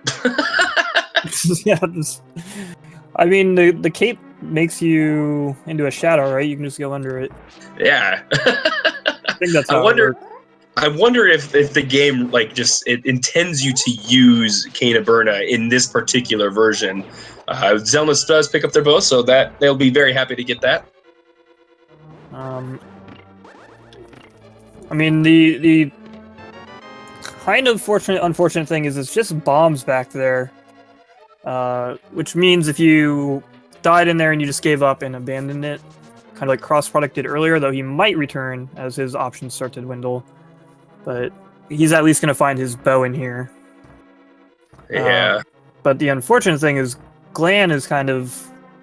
looks like he's making his way back. He might be hunting for some magic here. Oh, he hasn't done Hera yet, actually. And Hera or Ether tablet checks, so gonna get those. We'll see if they do indeed go hunting for that Spike Cave. I don't think they have enough hearts. I think you need to have a full bar of 10 to even make that plausible, because Wolfie barely made it, and they have that full complement of hearts. Oh, also, the green pendant was off a pod, so this actually is the better way to do it, because when he goes to Eastern, you'll be able to turn in that green pendant to Sahasrahla. Oh, you're totally right. I didn't consider that at all.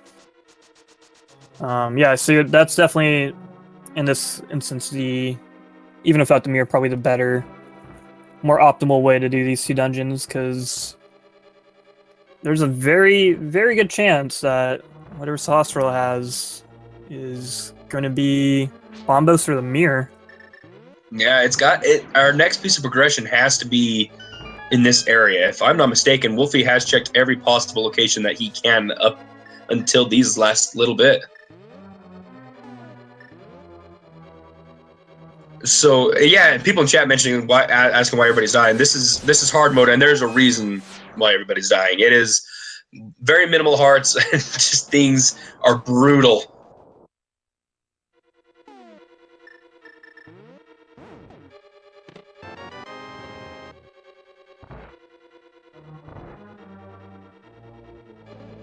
Yeah, the hard mode reduces the total number of hearts available, limits you to blue mail, limits you to tempered sword. It takes away a lot of the safeties. The potions, you only need 2 bottles. Potions are less effective. Yeah, and all 3 of our runners being trolled with a final sword upgrade. We know it's on Lake Hylia Island, but no mirror.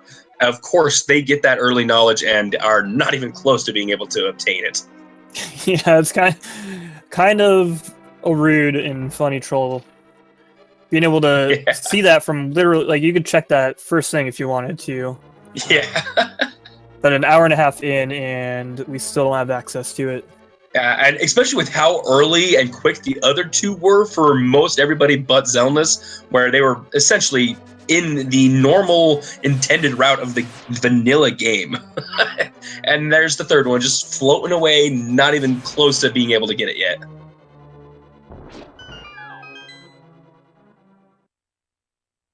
All right, so cross product setting up that safety door. Not going to be able to go into kill Trinex though, but they will get their bow, so they'll be at least happy about that. So we got Wulfy making really quick work of these Armos Knights with the silver arrows. Just Picking up on melting. But also picking up his 6 crystals, so he's just 1 crystal shy of Ganon Tower access and 1 more pendant shy of all dungeon status at that point. Yeah, Wulfy is definitely having a pretty good run, like all things considered. An hour and a half in, and he's only 2 dungeons away from completion, and of course Ganon. It's a pretty well run race for Wulfy so far. And there's that Bombos. So that's going to be Meyer, and I'm thinking we're going to see Mir in Ganon's Tower. Oh Meyer my only goodness. getting 2 items. Mir inside Ganon's Tower. I'm feeling it. Oh man, as soon as I realized that Swamp was pendant, I kind of had that feeling Mir was going to be in there. Yeah, I did as well. It tends to happen a little too often. But thankfully in an all dungeons seed, it's actually not terrible. Because he can just clear out Ganon's Tower, and then when he finishes and ends up on top of the pyramid, you can just do a quick detour down to Swamp Palace, super quick go mode dungeon, and make his way back up. Ooh. And Xelnas showing us exactly why Master Sword and not half magic strategies on Trinex are difficult. It's his second death. This is tough. It is a very tough fight. If you've never done it, be grateful. Yeah, I mean, personally, Trinex without half magic and with Master Sword or Fighter Sword is one of my least favorite boss fights in Randomizer. Yeah, and unfortunately, Xelnas used their blue potion, so they don't have any more safety. So they got to get it in this attempt, or they'll have to. I mean, they'll probably keep trying. They won't leave, but they got to get it here. So at full magic, you get 7 rod shots. Unfortunately, Xelnas is going to be a little bit shy because he needed to use a little bit on his cane platform there. So he's got 7 shots. Optimally, this fight is going to take 4. But using the hammer to do damage, you get quite a bit of knockback.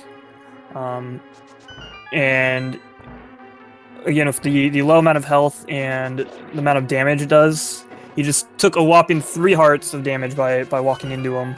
Oh man! Oh man! It's actually becomes a very difficult fight that requires a lot of precision from the player. Yeah, it is a very difficult fight, and now we know that Xelnas doesn't need to exactly finish this fight yet. He can leave and try and hope to get Mir to get that Temper Sword to make it easier. The only problem is you have to go all the way through the entire dungeon, and that would be gambling on Mir actually being found before Ganon's Tower, which again, it could very well be inside Ganon's Tower. Yeah, and given what we know, it's extremely likely, unless it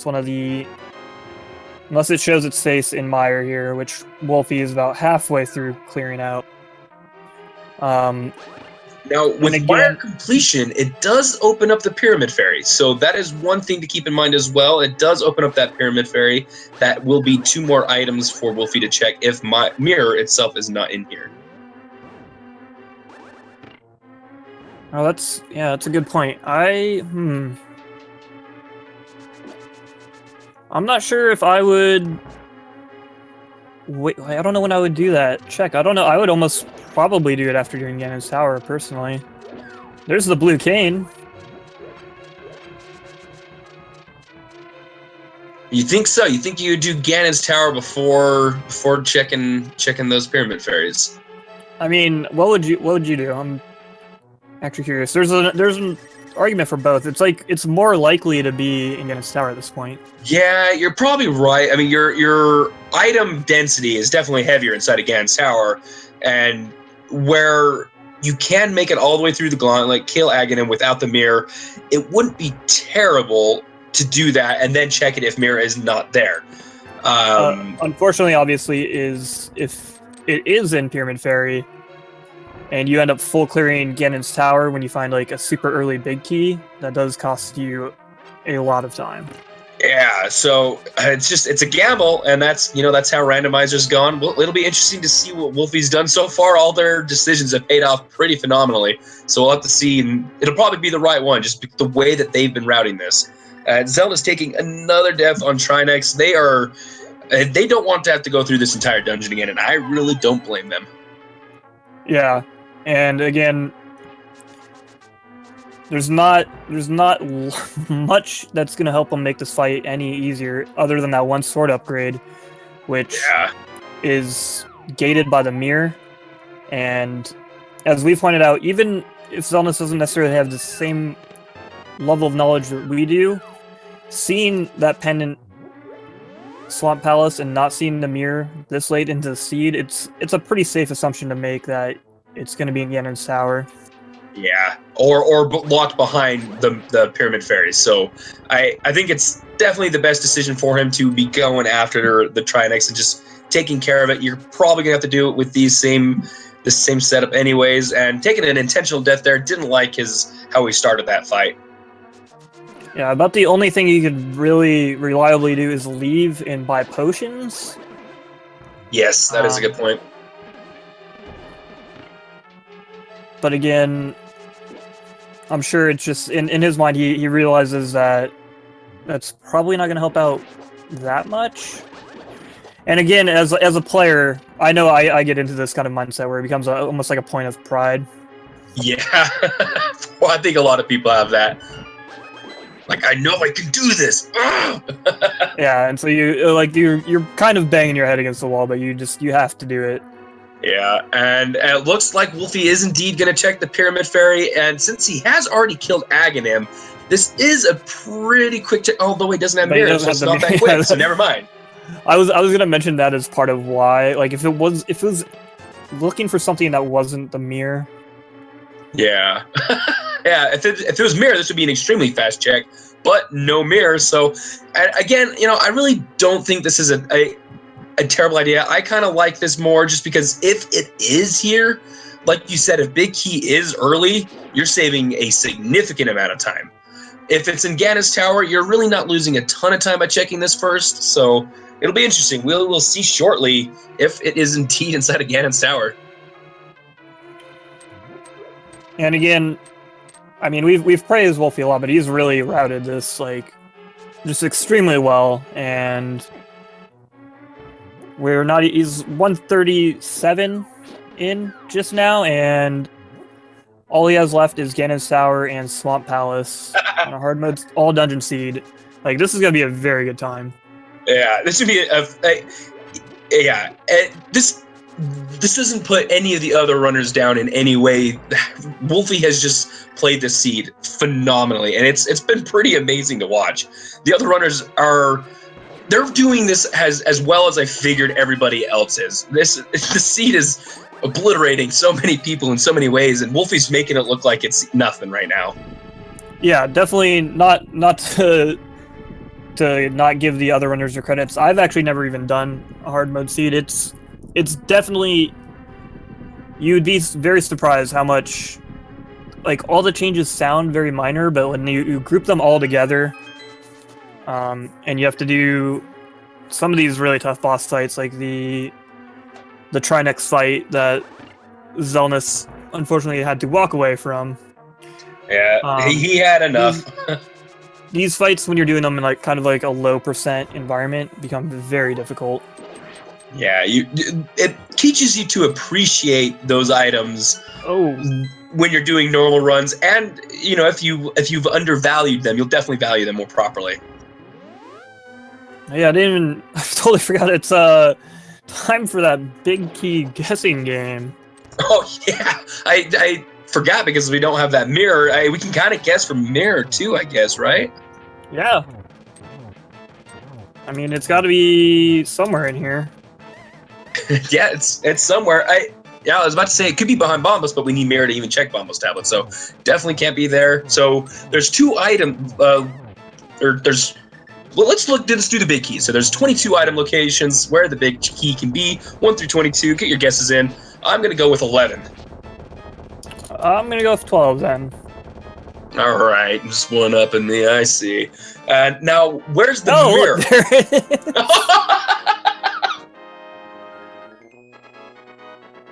Oh man, Dang, and then that's so rude. yeah, considering that we were just talking about this, he still needs that mirror, so he's not done.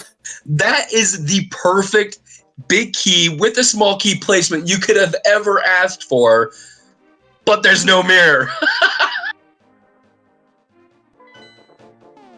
Okay, Yep, so and that mirror could be anywhere in any of the 27 chests in Ganon's Tower. yeah, and that's including the big key, the big chest that never gets checked in most any other mode.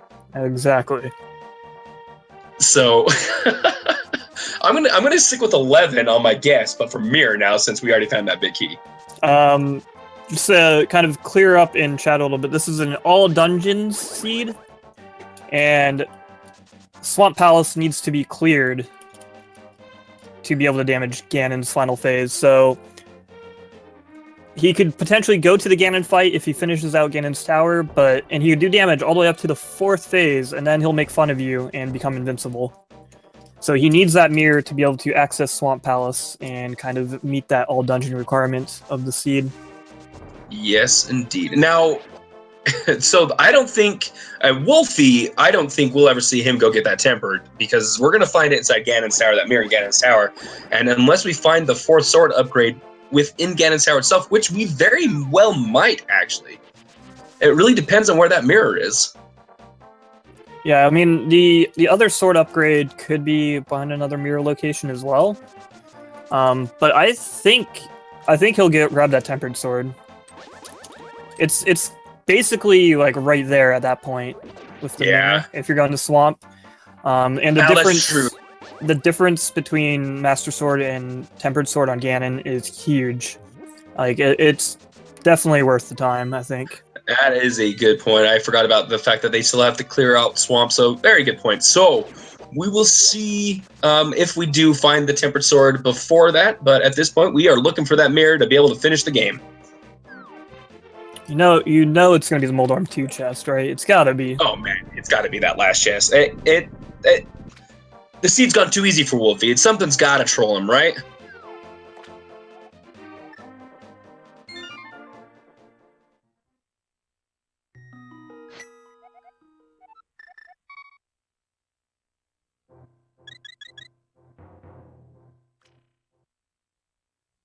Yeah, so yeah, people are answering that kind of weirdness to the hard mode. So there are 4 sword upgrades in the game, but you can only get 3 of them due to it being hard.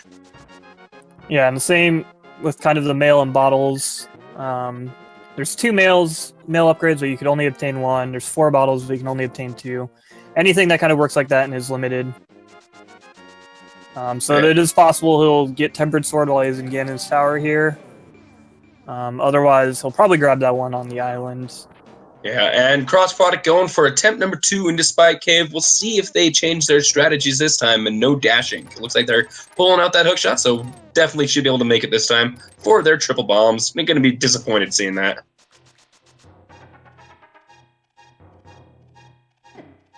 Yeah, it looks like he might have caught on to the dash, draining that cape faster there. He dashed the first couple hallways, and then he kind of started walking after that. Yeah, so we picked up the mushroom and the powder inside of Ganon's tower.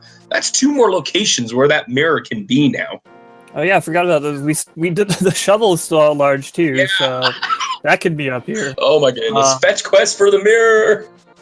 And then poor cross product making that return trip to the Spike Cave, where he unfortunately died earlier, getting bomb of disappointment basically.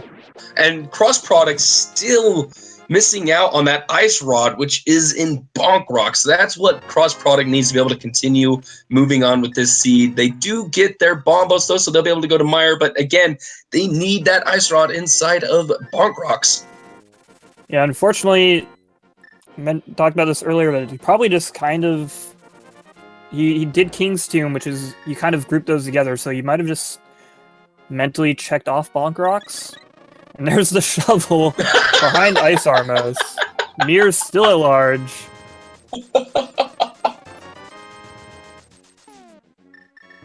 Oh man. Oh, man. Yeah, I have a feeling Cross kind of just checked off the Bonk Cave by Sanctuary, considering he went all the way through Turtle Rock without that ice rod. Which, I mean, you pointed out that oftentimes it will pop up in Turtle Rock itself. Wasn't the case here, though. I understand his play with, like you said, I agree with you. I think he has mentally checked that location off. So I understand his play going into Turok. I would have done it in the same situation. And just, we know that was the wrong thing to do, even though he did get Bow and, now he's got Bombus, he's able to do Mire. We know that the Ice Rod is in Bonk Rocks, a location that he could have had quite a long time ago. Yeah, unfortunately, he's just probably not going to remember about it until he clears out everything else. Yeah. But thankfully, he's going to do all of Mire, and all the stuff that he's going to end up doing is all stuff he would end up doing anyway at this point. Yeah, that's true. Yeah, especially where we know that Mirror is, at the very least, locked behind Ganon's tower, whether it's behind those fetch quests or not. We'll find out shortly. So, now, if it is one of the fetch quests, which one do you check first? That's a very good question. I'm thinking Mushroom just because it's the quickest. You have that flute, you can go check it, boom, boom, and it's right there. And if that's it, that's your fastest check. I would think Mushroom would be your first one. Yeah, I agree. You probably just flute down there, you turn that in, and then if that's not the case, you flute over to Kakariko, do the bat, and then finally loop down to Shovel as your last resort. I think that's how I would do it as well. It feels like that would be the most efficient way, just in terms of speed. If one of them is going to have it over the other, you have no idea. And so you're taking a gamble whichever way you do it. And I feel like that would be the most efficient way. But yeah, Wulfy entering this last room of the gauntlet here, making it really quick work of the gauntlet. Really nice arrow shots on his part.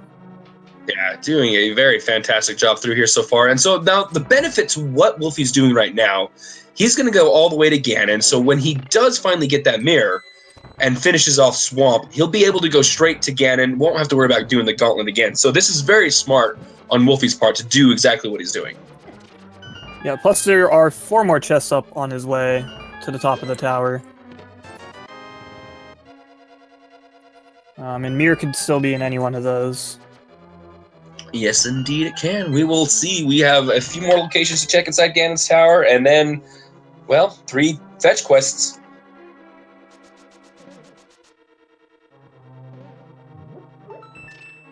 And then we got Glan making his way through Ice Palace. He was here earlier. Unfortunately, he was missing that hammer for so long, went on a wild goose chase, so he's kind of done the front half of this. That's where he picked up the lamp. But now he's back here to clear out the second half and kill Cold Stare.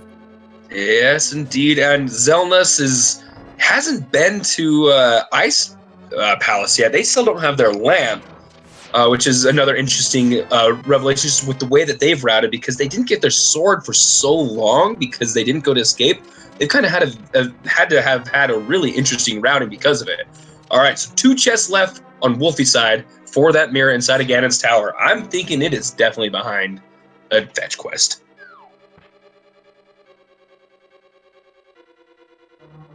There's a green rupee. Yeah, it's looking that way at this point. This is amazing. He didn't. Yeah, he didn't check tile room. Oh, that's right. Did he check the big chest? I didn't. He did. It was a bomb. Okay. I know I didn't see him going in tile room because I was like, "There's no way I'm missing tile room because it takes forever." Yeah. Oh man. Oh.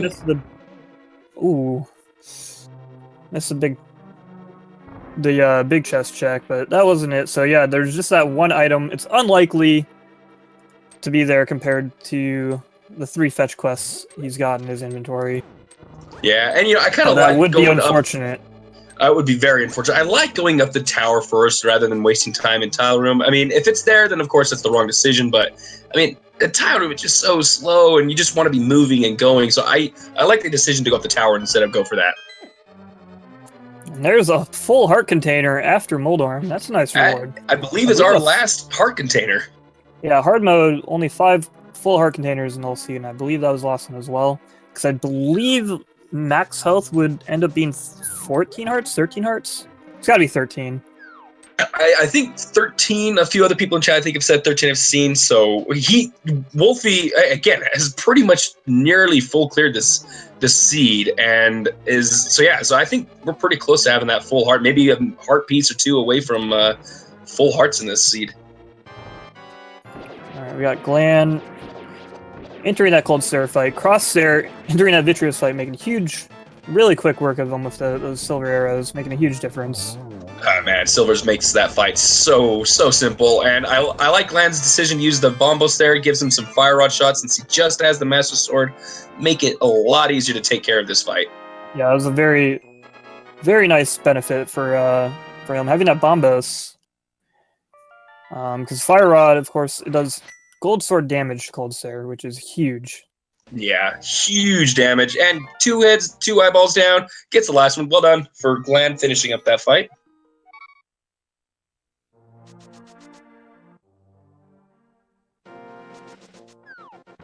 All right, let's see what Wulfy does first. Does he go? Where does he go? Shovel first? Looks like shovel first.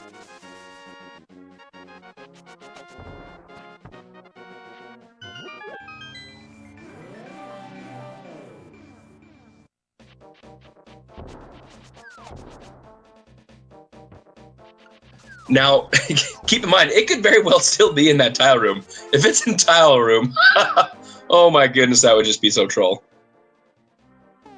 Yeah, I mean, part of me is like kind of hoping for it just because I'm a jerk and it'd be funny. Oh, but man. At the same time, like, I would feel bad. I know, right? So that was our 300 rupee drop behind the shovel for Wulfy there.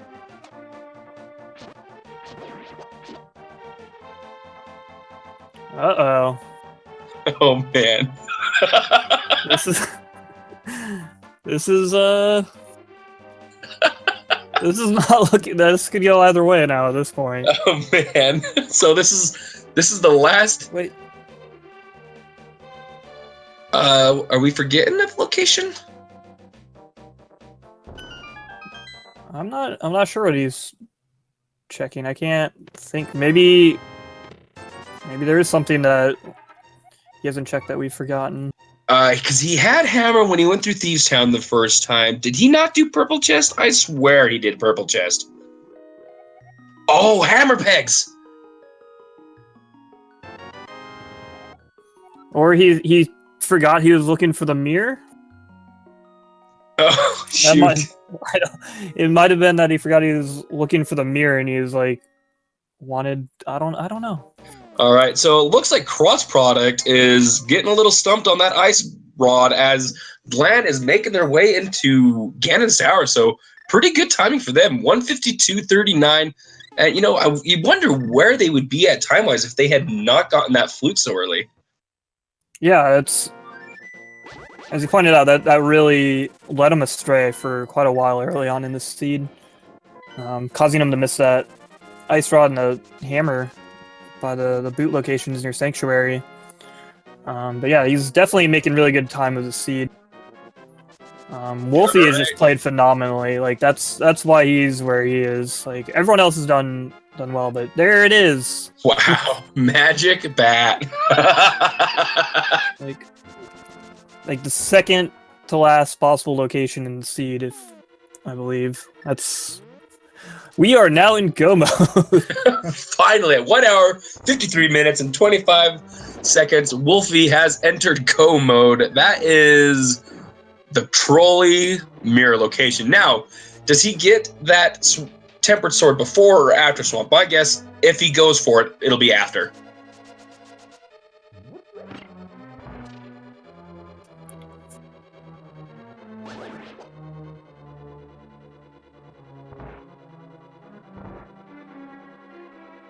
Looks like he's gonna go up and grab it now. Yeah, It does help against the Argus fight as well. and this way it makes him know that he doesn't have to worry about even looking for any items inside of ice for potentially that last sword, because at this point that's got to be where the 4th upgrade is inside of Swamp Palace, unless it is behind the mirror.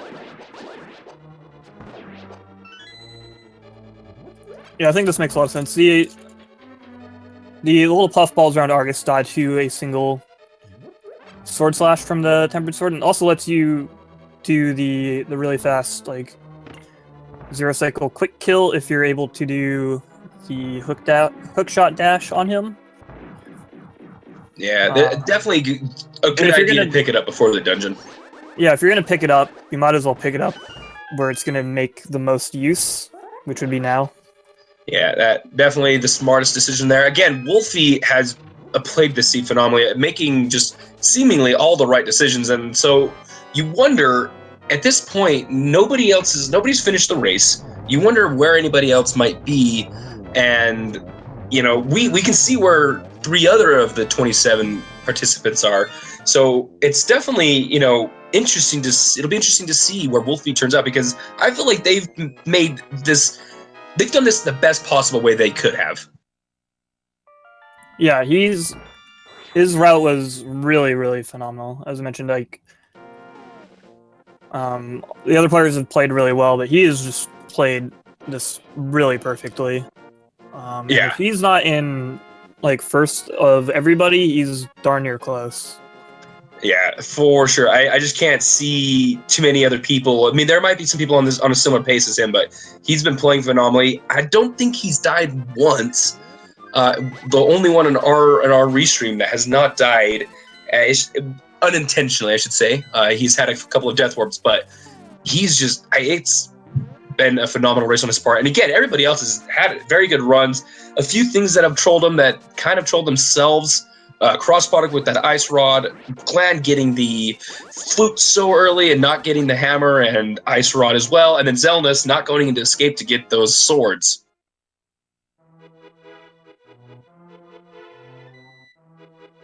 Yeah, that's kind of what it came down to. Mentioned early on that he kind of had all of the key items that everybody else was kind of missing 1 or 2 of along the way for a good while. Xelnas was missing that sword, Glan was missing that hammer, as you said. Cross product, checking the pedestal for us, thinking maybe Ice Rod was there, but that's not the case. It's triple bombs. Yeah, and then Cross obviously missing this Ice Rod. That's just I feel for the guy.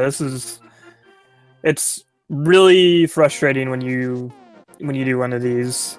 Anyone that's played rando enough has definitely pulled a few dumbs and kind of just forgot a location and thought that they did it.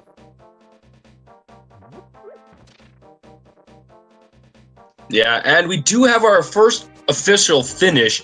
Off stream, TGH does finish in first place with an official time of 1 hour, 57 minutes, and 44 seconds. So I don't know if he's watching this at this point, but GG's to TGH. That is impressive. Yeah, that's a very, very nice time. The sub 2 for hard all dungeon seed is really good. And Wulfy won't be too far behind him. No, not too far behind. Putting the finishing touches here on Argus, and then you just got to go up and finish Ganon off. Which, with Tempered Sword and Silvers, will not be too hard of a fight. He's already got the access to Ganon, so this should not be too tough for Wulfy. And again, with having killed Aghanim, it'll be a very quick path into that location. Yeah, and then down on the bottom left, Glan, I think actually he went on and got the shovel and the powder, and has decided to leave Ganon's Tower and check these locations, which means he is going to find that mirror. That'll be good for Glan. He'll be able to go finish Argus and get their Tempered Sword, and they'll be pretty good on their way. They did not go all the way up to Ganon, so they'll still have to do the gauntlet. Yeah, he's got to go up and finish off Ganon's Tower. But maybe he was just hoping to find that mirror and get that Tempered Sword and make it a little bit easier on himself. Meanwhile, we got Wulfy in the Ganon fight. You got those spin slashes on the bottom. When Ganon was at the bottom there, making quick work of the first phase. Quick work of second phase. He's got a 2-cycle second phase, looks like. Yeah, should be able to push through this pretty quickly there, and Glan does have that mirror, so Glan is also officially in go mode, so 1 hour, 59 minutes, about 20 seconds for Glan for go mode.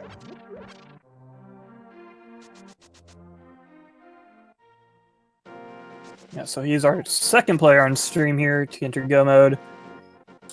So he's probably going to go pick up that Tempered Sword. I imagine he'll probably clear out Swamp Palace while he's here, and then he'll go up and finish Ganon's tower out and the seed. Yeah, and it looks like they're not going to go pick up his Tempered Sword before the Swamp Palace. I wonder if they remembered it's there. Probably. I can't imagine you forget that location. Though they went really early, because they flake flippered early. He could have forgot, or in his particular case, if he's got to flute back up and do Ganon's tower, I can see this making sense to do Swamp Palace first in this instance. Because he can go after Swamp Palace, mirror, grab that Tempered Sword, and then flute up back up to Death Mountain. Although he does still need to do Aghanim as well. Oh, that is right. I forgot about the fact that he has not done Aghanim. So Wulfy gets the big pig down. GG's to Wulfy. Yeah, GG's to Wulfy, coming in second place to 2 hours and 44 seconds.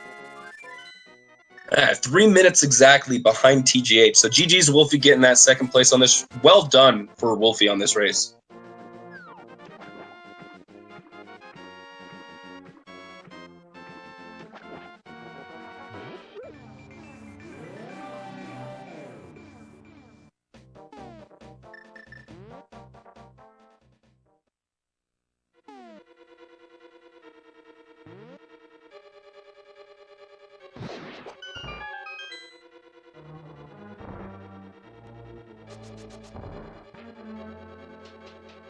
Alright, we're going to pull Wulfy in here for an interview.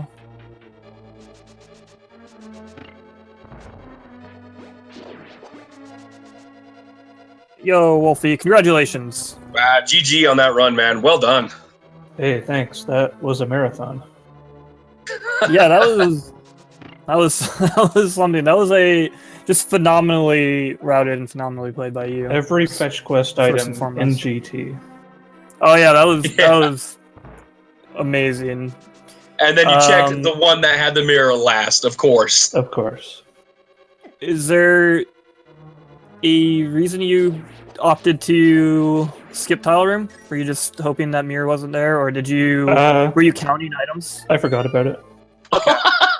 Good thing it wasn't there then. Yeah. Yeah, I wasn't sure, because, I mean, it could have been a small key or something, I don't know. It's not something you normally keep track of in Ganon's Tower, so... Yeah. If it was there, then I would have been very confused and probably not finished. Oh, wow. Which would have been unfortunate. Like, again, you finished in second place, just 3 minutes behind TGH. Overall, like, very phenomenally ran. Like, your routing everything was paying off, and I don't think you could have really ran that any better. Yeah, just the dip into pod it wasn't that bad because I got to clear the whole left side in one go. Yeah, so the return trip wasn't too bad, but yeah, it was just one of those rare seeds where pod didn't really have anything of value in it. And so that early double dip, but everyone on stream made that move, and I'm pretty sure almost anyone that played this would have done the same. Yeah, I would imagine it'd be interesting to see if TGH had a similar pathing and went into pod as well, where again he only beat you by 3 minutes, which in this seed is not a lot of time. So, what? I'm guessing he cleared everything too and just did it a bit faster. Yeah, that's possibly what happened. I mean, given the seed, given the mirror location, it would have been very hard not to clear everything in this seed. But you had a very good route through it. Kind of, at least compared to the other 3 people on stream. they all kind of missed something important early on, where you were the only one that had like all of the key items. Yeah, early routing worked out pretty well. Yeah, and Cross Product finally going to be getting their ice rod. They went and got their hammer. Maybe. Let's see. Yep, there we go. Going to Bonk Rocks. They got their hammer out of the King's Tomb and they forgot to go to Bonk Rocks, and they're just finally going there. They went all the way through Turtle Rock, did not get it, and finally getting their ice rod. That is frustrating for Cross Product. It had an overall fairly well-run race besides that one miss. Yeah, unfortunately, it cost him a lot. Like I said, he had that hammer from King's Tomb. He must have mentally checked off Bonk Rocks as well, but he forgot to actually do it. And that he's been wandering around kind of aimlessly for the last 10-15 minutes, wondering what he missed. Yeah, pretty unfortunate for Cross Product. And on Glan's side, he fake flippered and got Cape really early and got his flute. And then when he did a similar routing to do Hype Cave, got the boots, and turned in the dwarf, he fluted away and never checked King's Tomb or Bonk Rocks for a good 30-45 minutes after that because of that flute. Oh yeah, that's right. I never even saw that flute until pretty late. Yeah, that kind of played to your benefit compared to like Glan. Like he sequence broke and got it early, and then so he just never went back to Sanctuary area. So I don't think it crossed his mind to check King's Tomb and Bonk Rocks.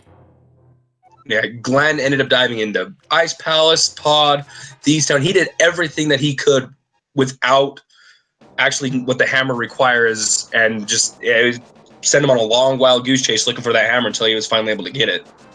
So you got any? What are your thoughts on this, Seed Wolfie? What do you think? I mean, well, it was kind of interesting. It's not every day that you do all of GT not in Go mode. And then like you still didn't find the item that you needed there. Yeah, that was quite the troll there. Yeah, at least thankfully, Swamp Palace, after you found that mirror, is a super quick Go mode dungeon. Yep. And Tempered Sword fairly conveniently placed as well. Yeah. Yeah. What was your to go thought grab when you that? saw that Tempered Sword and didn't have the mirror, and then kept delaying on getting the mirror?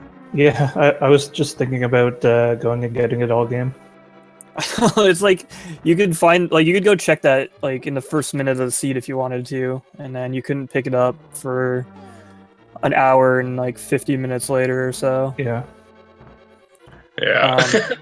that was pretty such a tease.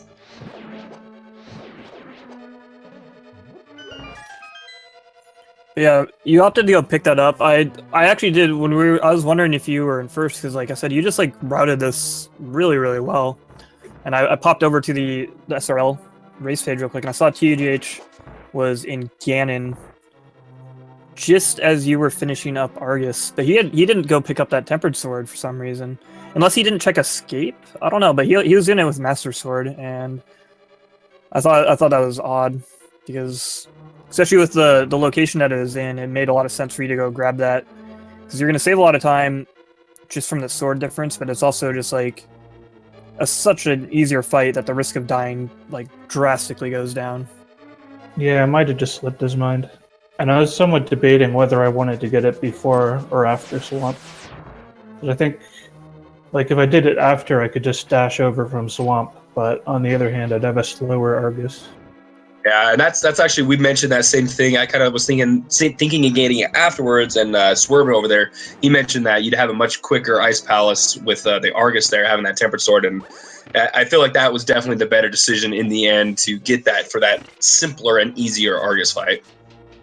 It probably comes out, yeah, in the wash or so, like there. It's more efficient, as you said, to grab it after, but the faster Argus is nice too, and easier.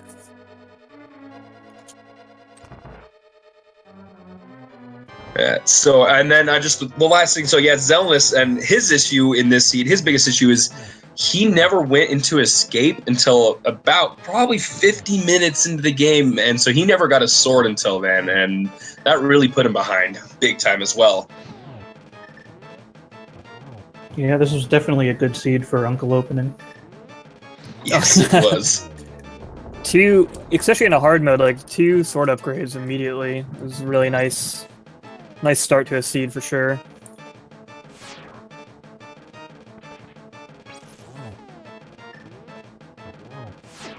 All right, and just to update everybody else, we now have 6 people have finished the race. So 6 people out of the 27 have now currently finished in the seed. So GG's to all of them so far.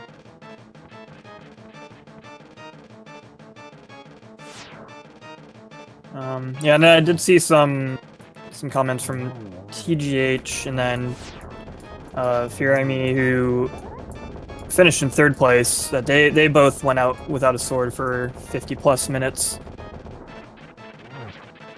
Again, some players just don't want to check Uncle and escape early. It's really easy to kind of like find other things, and then you find that hammer, and that just leads you on all these other threads.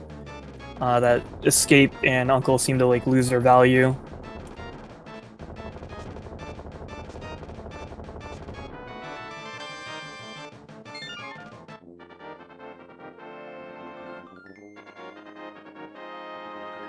Yeah, that's kind of what happened for Xelnas there, and unfortunately, it was something that put him behind pretty badly, and so we'll be able to finish that. And cross product though, finishing up Trinix, he'll be able to make his way towards Ganon, as Glan is making their way to Trolldorm 2. With that, they do have that mirror in tow, so they will be towards Ganon very shortly. Yeah, he still needs to go kill Aghanim 1 though. I don't know. It is possible that he's not aware. Oh, that is a good point. And also, cross product needs to kill Aghanim 1 as well.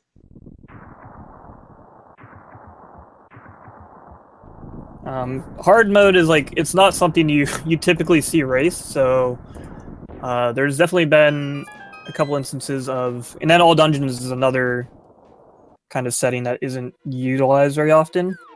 So we've definitely seen a couple instances of players maybe not necessarily being aware of what that entailed. Like when we saw Xelnas trying to catch a fairy with his net. Yeah, a very good point. A lot of people, this could be their first time ever doing a hard mode version of this. So all dungeons. So and that's kind of what's fun about all these dailies is, it gives you kind of a laid back environment to experiment with other people. All these different modes that the randomizer community has to offer. There are so many different ways you can do this, and so this is a great laid back way to do that for anybody that's wanting to try out new things.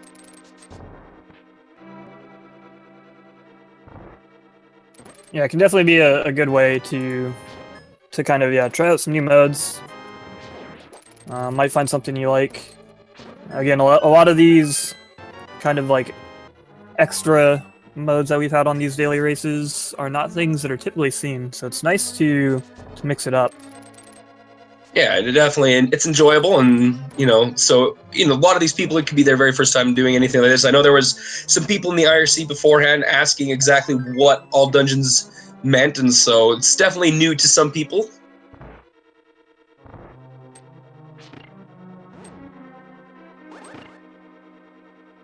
Okay, we did get a save and quit from Glan here, so Yeah, it looks like they did remember that Aghanim 1 is required. But where are they going?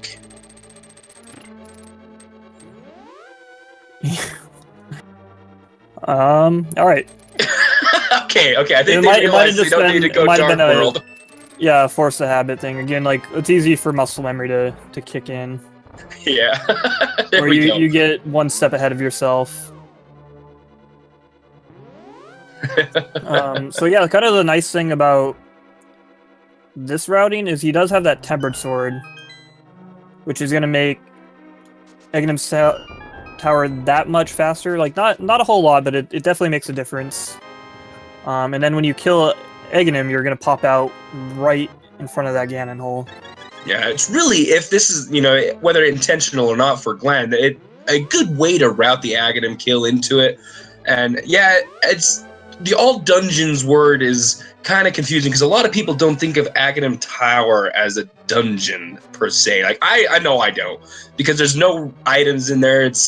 I don't even really think of Aghanim 1 as a boss because you can avoid him so often.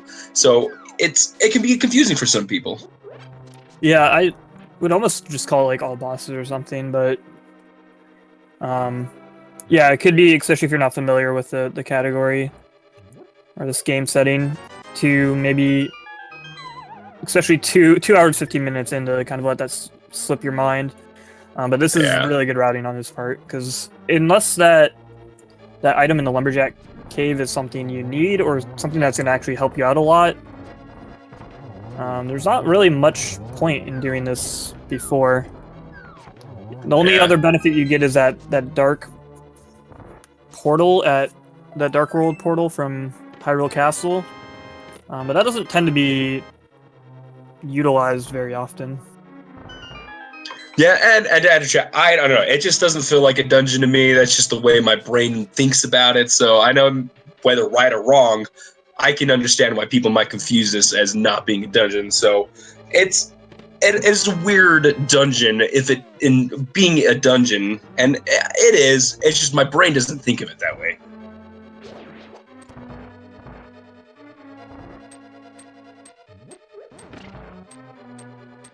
But yeah, no, that his routing will benefit him very well because he will be able to drop right into Ganon after this. So one benefit to doing it this way, and Cross Product is doing the tile room for us. So I think this will be our first tile room on the stream. I know Wolfie didn't do it, and I don't remember seeing Glan do it. So we'll get to see what's inside of tile room.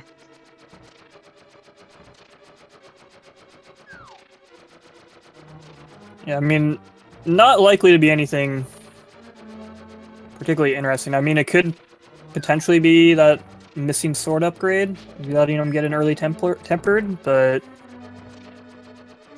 that's about the only thing that could be here that'd be interesting. It could be a single arrow. It's a single arrow.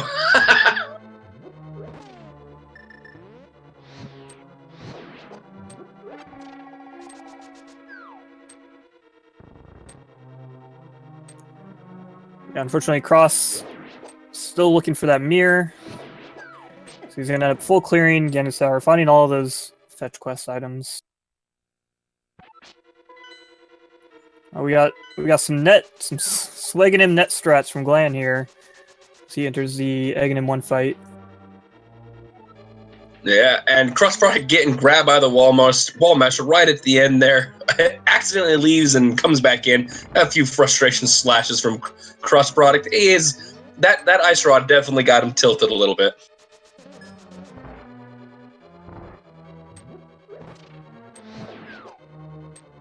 Yeah, like I said, I feel for him. I've been there. Anyone who's done enough randos has been there. You just forget something kind of dumb, and you're just like, oh. Yeah, how the did I tilt forget is real. But you just got to try to not let yourself get tilted.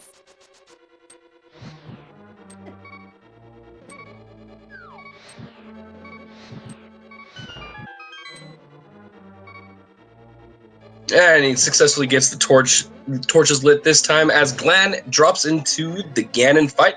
He will be on Ganon, see what time he finishes up with.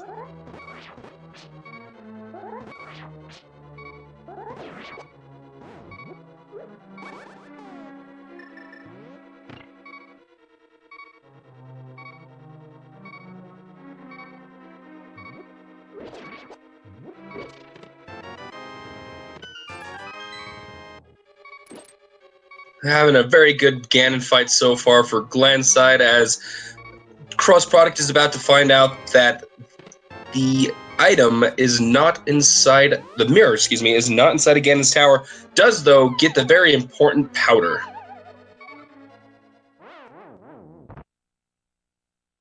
And I'm making use of the Death Warp. Again, still missing that mirror. And they are going to make the same decision that Wolfie did and go all the way through the Ganon's tower and just leave the pig for the end. They will also have to do Aghanim 1, so they'll be able to do that just back to back as well. And to answer in chat, Dark Iros, yeah, people in chat have been saying there's different things that are taken away that make this harder. If you look at the vt.ALTTP randomizer site where you create the seeds, it has all the things that are changed inside of the difficulties. You can learn about all the different modes, logics, and difficulties inside there. And of course, everybody in chat has been also very helpful at answering your question.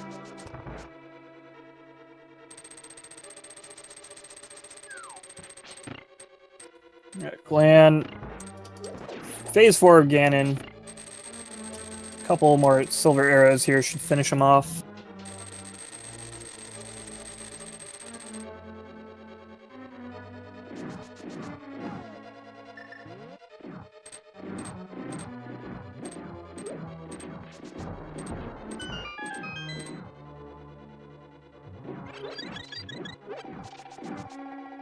And one more hit should do it right there. We go.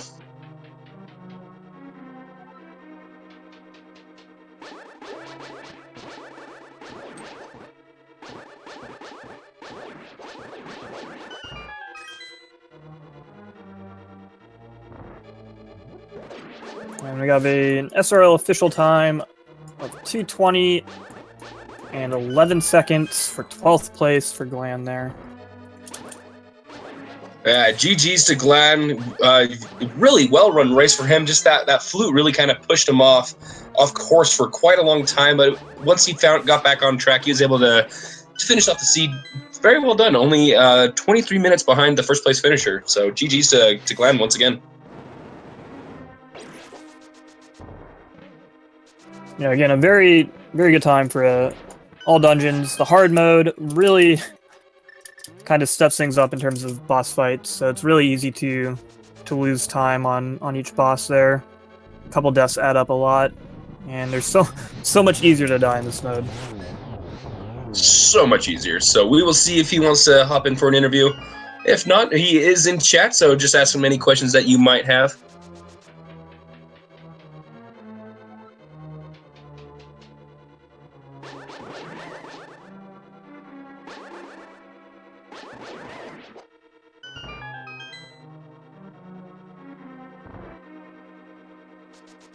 Meanwhile, a cross-product is making their way through the gauntlet, just about through on the second set of whiz robes, so should be getting to the point where they exit the dungeon and get their mirror very shortly.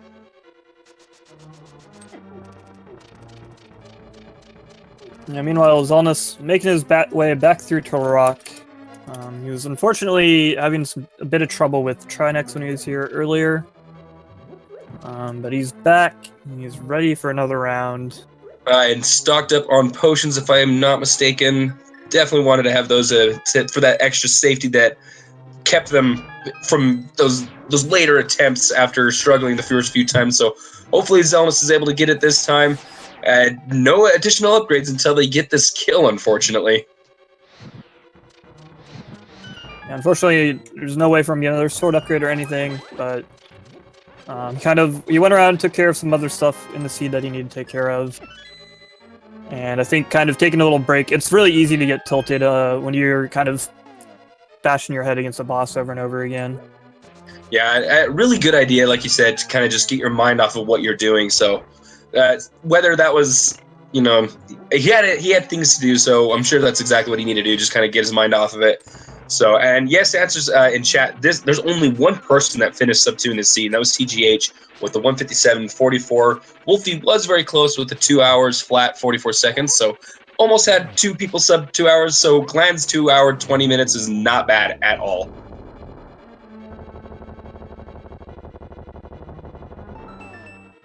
Yeah, definitely not, especially with the super trolley mirror position in particular, but also the fact that it was an all dungeon seed means you're gonna either 100% or come really close. So 220, really good time for 100%ing and making it a lot harder on yourself by playing on hard mode. Yeah, all right, and we will be dragging Glan in here to join us for an interview in just 1 second. Yeah, welcome, Glan. GG's on the race. How do you feel about that?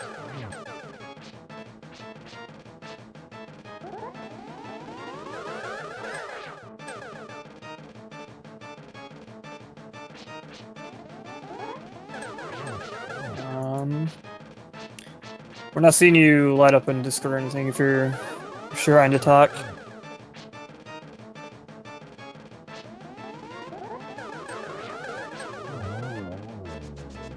Yeah, just having some minor technical difficulties on Glan's mic side.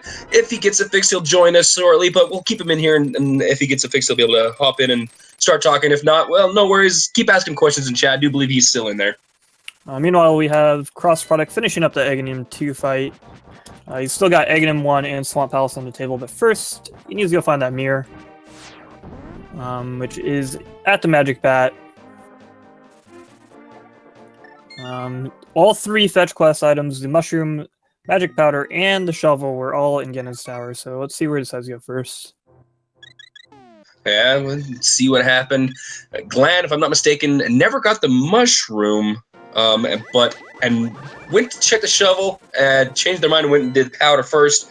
So they did that one first, and it looks like Cross Product is doing the Mushroom first. Yeah, again, with the flute in hand, this is like the easiest one to check quickly.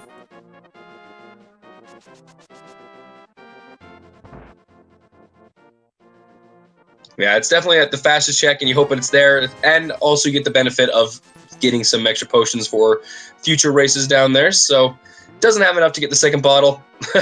No charity bottles here.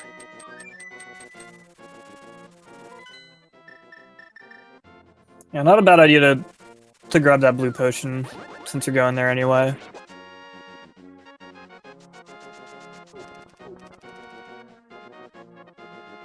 Hello. Hey there. There we go. Yo, congratulations on finishing. Thanks. That was a bit of a mess. As well, it's a hard seed. I mean, it's literally hard. It's in the name. Yeah. He is speechless, you guys. I kind of trolled myself for a while there, as you probably saw with the hammer. Oh yeah. Yeah, that was probably the biggest thing kind of holding you back a little bit. What is Cross is bombing this lady's house? And she called the guards on him. He sorry to interrupt you, but he fluted to Kakariko and he dashed right and accidentally ran into that lady that calls the guards. yeah, I don't even know what happened at GT in the end there. There's supposed to be arrows in that pot, and then I ran out of arrows. Oh man. Which one? In the second mimic room, there's supposed to be 5 arrows under one of those pots, and it just wasn't there. I think there was like some sort of sprite limit thing or something. Yeah, sometimes, especially when there's like fireballs and stuff on the screen, you can have sprite limits that cause those items not to spawn. Is that why you left and? Yeah, that's why I left. Okay. Yeah, because I couldn't do anything. I didn't have the mirror. I couldn't even mirror out. So I just saved and quit. Kind of worked out because I did get the mirror after that, but. Okay, that makes a lot of sense. I was kind of like, I was confused on why you left. I didn't see that happen, and I just knew that you were no longer in Ganon's Tower. But you did find the mirror out of it. Yeah. Yeah, luckily you'd gotten the powder before that happened, so it didn't hurt you too much. Yeah. Yeah, that's a good thing, because I kind of decided I'd just gamble on it being up at the top or something for some reason. I'm not even sure why I decided that. I mean, sometimes you just gotta make the plays. Yeah. I guess it kind of worked out in the end then, and then you got your tempered, you went back, and then you did Aghanim 1 after doing Aghanim 2. Yeah, I kind of forgot about that. An interesting thing. Well, it kind of works out in a good way. Yeah, you end up on the pyramid anyway, so... Yeah, is that something that you did intentionally, or did you forget that you needed to kill Aghanim 1? Which is definitely understandable. Mm-hmm. Yeah, I mean, it was in the back of my mind for a while, like, I'm gonna have to do this eventually, but it's not gonna help me anyway, so I'll just save it. Yeah, I talked about that a little bit. It's like, all dungeons is not a mode you generally see raced. nor is Yeah. hard mode. So there's definitely It's my first time kind for of both of those. yeah. It's Well kind of done not for your first unusual. time. Yeah, Thanks. very well done. 12 out of 25. Can't complain. 220 is a very good time. It's not bad. Unfortunately, you did have a couple hiccups there with that like hammer. That's a really unfortunate item to miss too. Yeah. So what did you just kind of like forget that you hadn't checked the Yeah, bonk I spots? forgot about those spots. Yeah, that happens. Like I forget that. about them fairly often. Yeah, the flute kind of weird. Sirlafla was pointing this out a lot, that the flute was kind of probably leading you astray because you kept on Mhm. starting in Mountain Cave and fluting away, which is obviously typically what you want to do when you have the flute and Yeah, Mountain Cave but I start never went to available. Snake, yeah. So, I was never nearby the bonk spots. Yeah, I don't think you went to Sanctuary once you got that flute for a good 45 minutes. Okay, we got Xelnas entering phase 2 of Trinex here. He finally gets those fire and ice heads down. Should be able to go here. Just gotta stay safe. Oh no! Oh, you don't want to see that. He stood a little too close to the head, and even in that blue mail, contact with Trinex is going to do 3 hearts of damage, which is all he had. Is so sad. Again, the Trinex fight, when you are limited to just Fighter Sword or Master Sword and no half magic, is really requires a surprising amount of precision. Yeah, it is extremely tough, and it can be so tilting. And this is, I don't even want to know, for Xelnas' sake, what attempt this is for him. Yeah, I do want to point out and really just applaud him for his perseverance for sticking with this, because yeah, as Sir pointed out here, it can be very tilting, just kind of bashing your head against this boss, and there's not a whole lot else he can do at this point. I know that feeling too. Yeah, it is tough, and again, yeah, GG's to Xelnas, and props to him for continuing on and fighting through that tilt. So it would be very tough right now. Yeah. So, what are your overall thoughts on the seed or this game mode in general, or anything? I mean, the seed was not bad if you just actually went to those bonk spots, because like, I went there and I got hammer, ice rod, and I could immediately do turtle rock, and I got the bow, and then just everything opened up after that. So Yeah, if I just hadn't trolled myself, it would have been pretty good. You probably could have been 20 minutes faster if you hadn't trolled yourself with that flute. Yeah.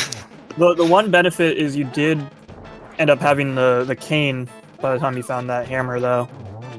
Since you did go into Eastern Palace and stuff. Whereas most people, so like kind of when you got that hammer and you already had everything else for Turtle Rock, you knew immediately to go there. That's true. The other players, it took a while longer for them to gather up all those items.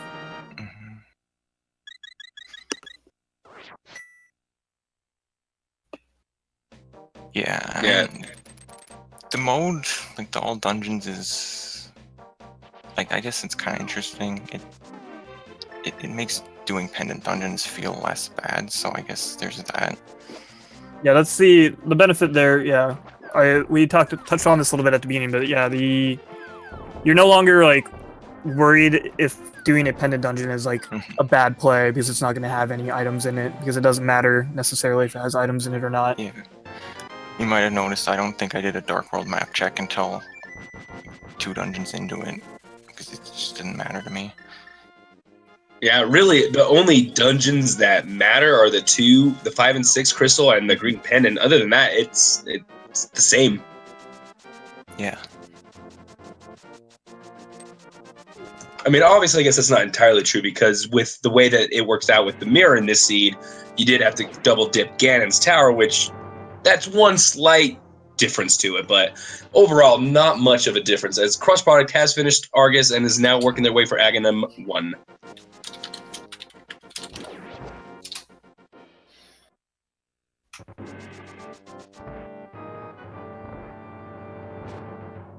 So, now that you've done one of these, do you think you'll look forward to doing another one? Maybe not necessarily on hard mode, or what are your thoughts going forward with these types of seeds?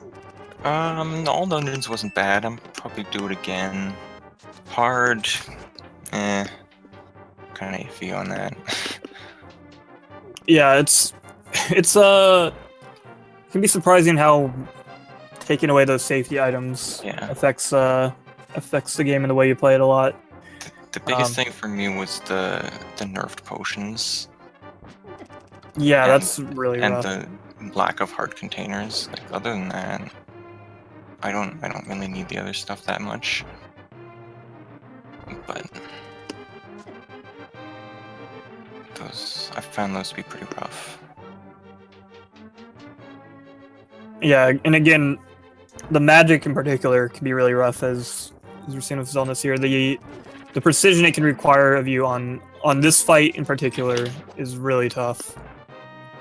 Because you can only miss at max 4 rod shots, and that's only if you're getting the maximum amount of hammer hits each time you land one of those magic rod shots. Yeah, I had some trouble with that one. Yeah, that's a tough fight. Like, I've been in this exact kind of situation as Xelnas is in, and just throwing myself at Trinex over and over again. It's really, I don't know why it's as tough as it is. Like, it's a rough fight for me. Yeah.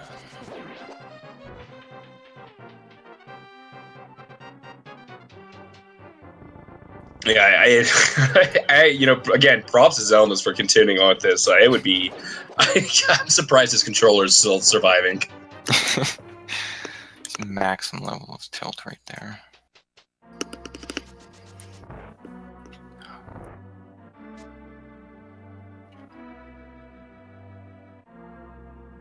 All right, well, Glan, do you have any additional thoughts, anything else you'd like to say before we let you take off?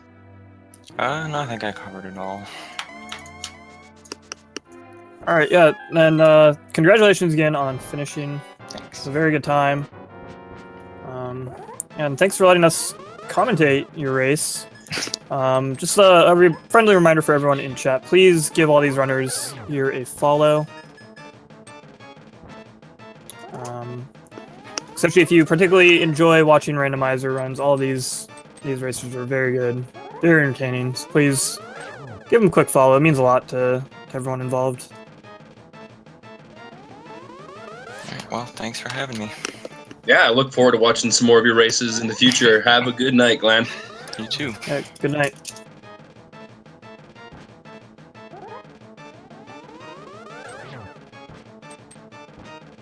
All right, so yeah, once again, GG's to Glan on that finish. Well done getting the 2 hour and 20 minutes, the 12th place finish, as Cross Product is now on the Aghanim 1 fight, and Xelnas almost had his last Trinex go around, just missed one hammer hit and was not able to get it. So close that time.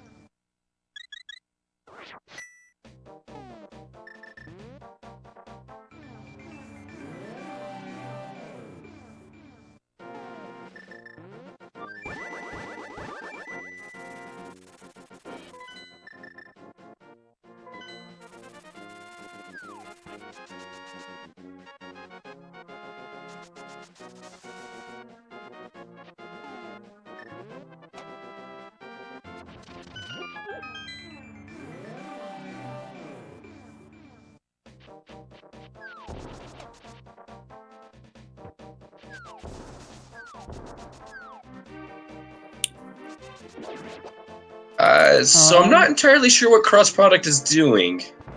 I guess he's doing the Pyramid Fairy here, but I don't know what for. Maybe he's just having fun. Yeah, he's probably. I mean, we've pointed out a few times that it looks like he's just been having fun with this seed. So he's just doing it because. Oh, that wasn't intentional though. Didn't quite make it back in time. You could have gone for the screen transition before it exploded, try to save it. Or no, I guess he's done. He's alright. He's gonna go fight Ganon now. he's gonna go finish. Yeah, cross product overall, he might have gotten a little tilted with that ice rod throughout in the middle there, but I think overall he's been just kind of kicking it back, having a lot of fun with the seed. Early on, he was doing a lot of, just having goofy things, and that's just another one of those things that he's been doing throughout the race.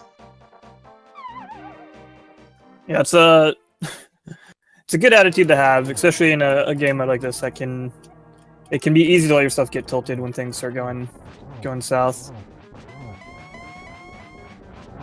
Yes, very easy, and we can see that on Xelnas' side. This fight is so brutal. But he is off to a good start, has most of his magic left over for this final head, so hopefully he's able to get it this time. Yeah, I think the Trinex fight in particular, it's one that, if you are heavily equipped, tends to just be a joke. Yeah, it's pretty crazy, the drastic difference in terms of equipment on this particular fight. And he does get the final head down, just don't take the hit this time, Xelnas.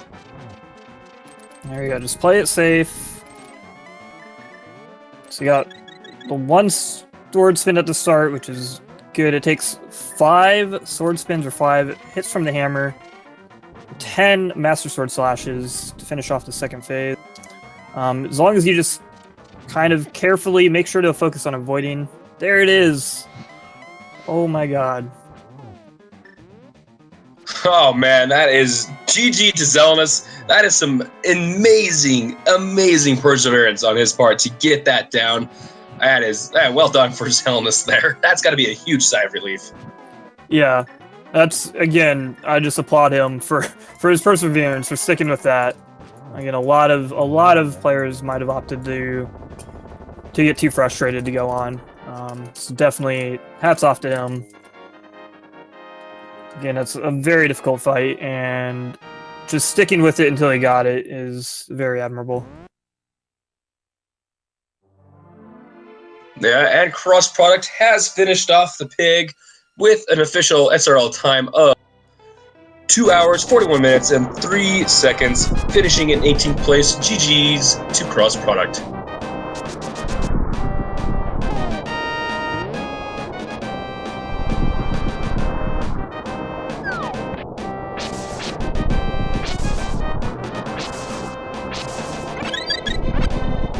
A little hesitation outside of Ganon's Tower for a second there. Looks like he might have forgot that he hasn't done Eastern yet. Yeah, his mind has been stuck on Trinex for so long. I can't blame him.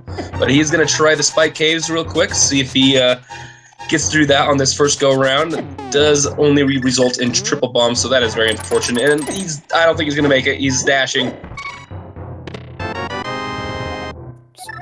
Barely makes it 2 hearts remaining. Gets his 3 bombs. Yeah, because he had that first trip in the Turtle Rock, and he got that bow out of there, which is required for Pod and Eastern, obviously. He went back and he did Pod, but that was the green pendant, whereas Eastern was the remaining crystal. Yes, and we will be pulling Cross Product into interview with us right now.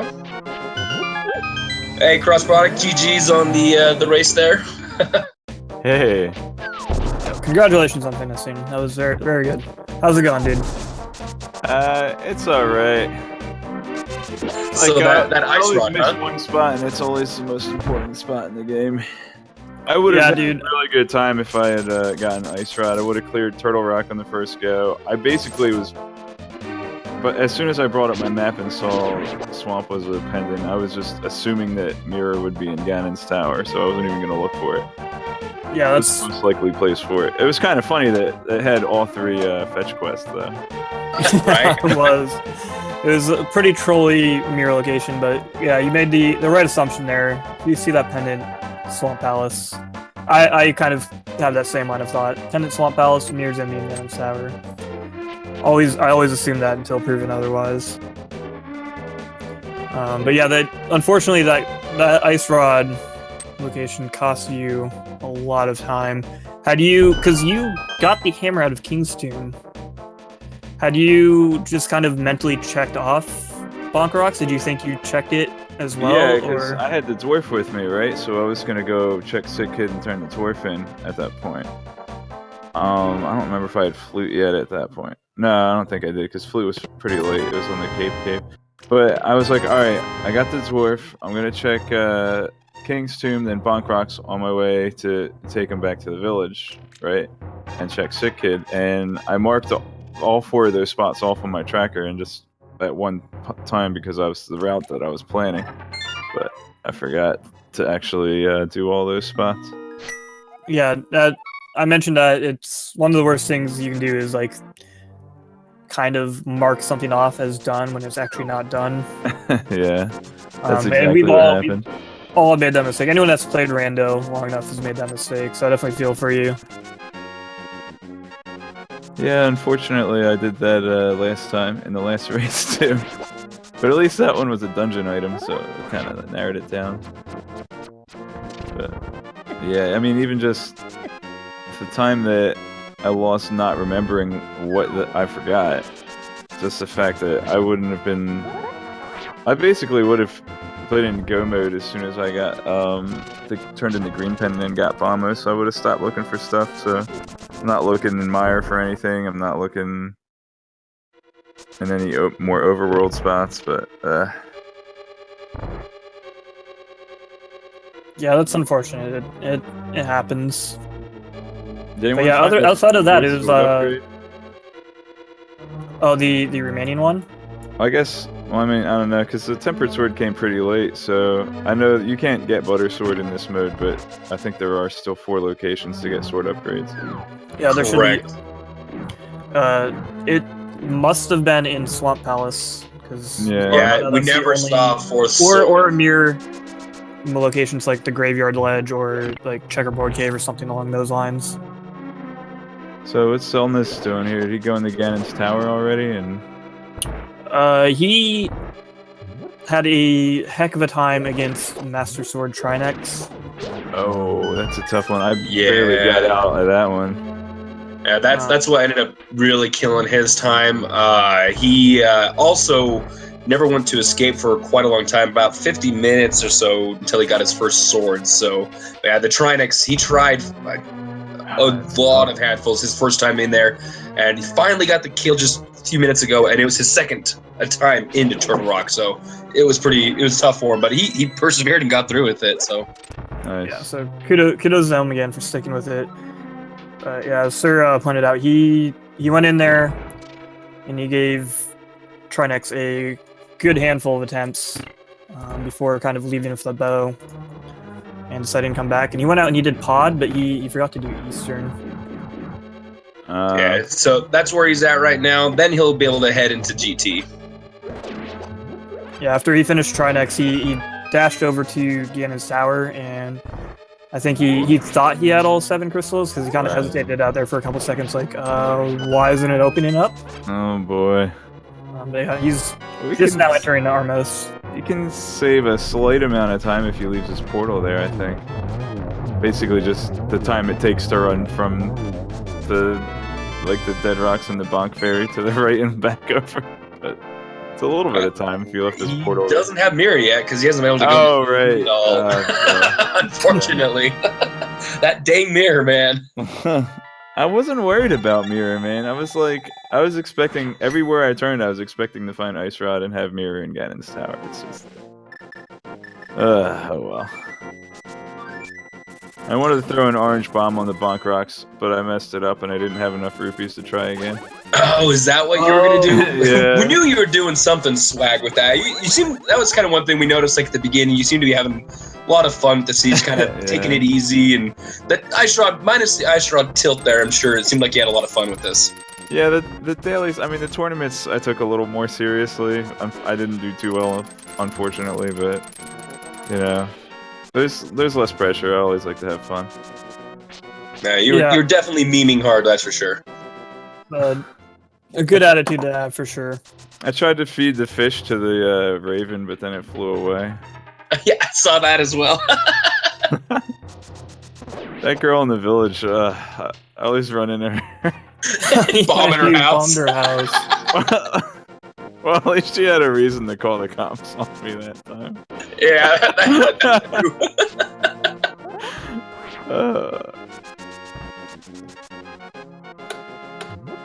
That's pretty fun. So, had you done an all dungeon hard mode before, or was that your first time? I've done an all dungeon key sanity insane mode before, so Okay, this so was nothing for me. You've had experience with that before. All right, I kind of Yeah, figured. I know you done, do a lot of rando. I've also done vanilla low percent one hit KO, which that took 10 hours. Oh man. Yeah, no thank you. Yeah. What's your favorite mode for the randomizer? I like key sanity and I like enemizer. You know, mix and match them or do one or the other. I definitely recommend. The reason I like them is because you play randomizer for so long, and you have all the ideas of like I can do A, B, and C right now, but you get kind of a little wrench in the works when you do a mode like key sanity.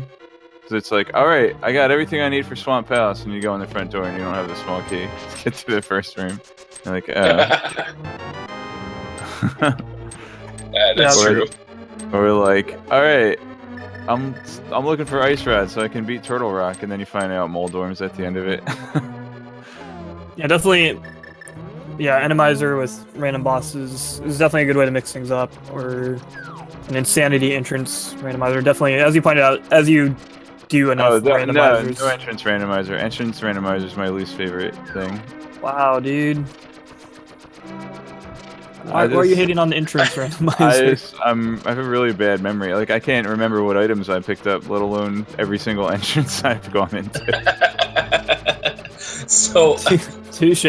I mean, we were actually talking a little bit about entrance randomizer before this race started, and I have a really bad memory too, but that's why I like Insanity mode, because everything ends up being on like the same like 3 or 4 loops, so you just find a door and you just walk in and out, and then you end up where you need to be eventually. Oh, what's Insanity mode? It's where entrances and exits are decoupled, and you can go between light and dark world, and you start with Mirror and Moon Pearl. Ah, okay. So it's like in the Super Metroid Toy randomizer, what they call no backtracking. Okay. Yeah, kind of. Yeah, it's like that.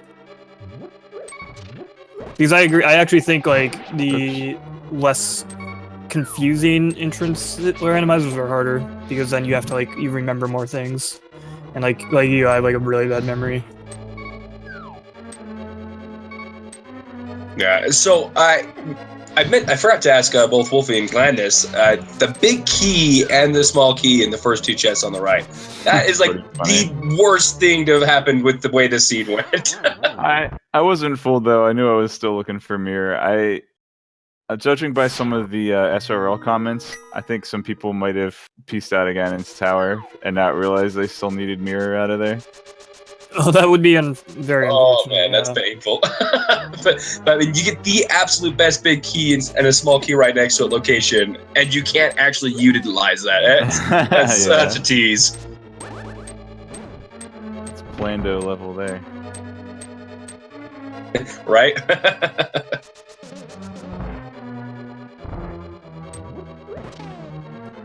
And now we have Xelnas making his way to the right side of Ganon's tower. So yeah, you already picked up that big key and small key. But he's got to be looking for that mirror. He's going to be clearing the rest of this dungeon. And he's going to need that magic powder, which is going to be on this right room.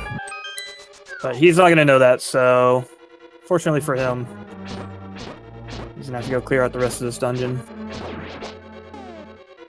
Yeah, that's the worst part about it being behind a fetch quest is you know it's in here, but it's not actually in here. I almost was just like, all right, mushroom, that's it. I'm out of here. Oh man, that would have been the worst if you get the first fetch quest and you'd be like, okay, that's it, take off, and then have to go back and get the next one.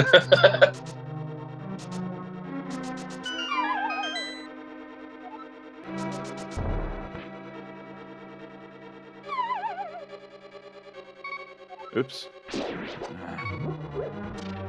a typo.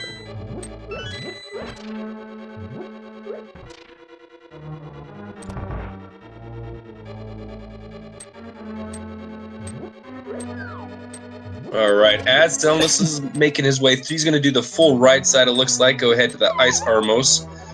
Is there anything else you'd like to add, Cross Product, before we let you loose? Nah.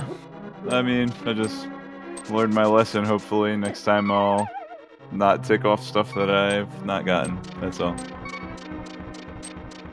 And yeah, again, it was still congratulations on finishing, and still.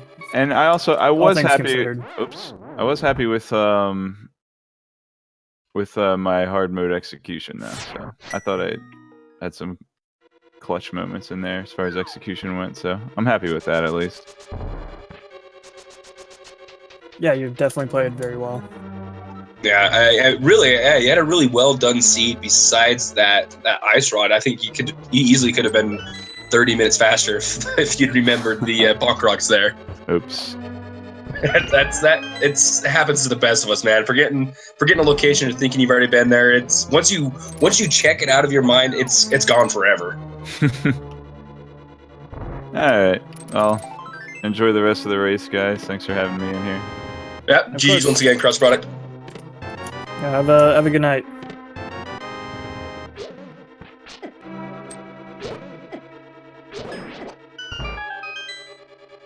And again, just another friendly reminder, please make sure to give our racers here a follow on Twitch. It means a lot. You can always catch some entertaining stuff. Maybe you can go watch Cross Product for get more items. But please, it means a lot to everyone involved. Yeah, definitely give them a follow. They put on quite a show and very perseverant through their hardships. So definitely GG's to all of them.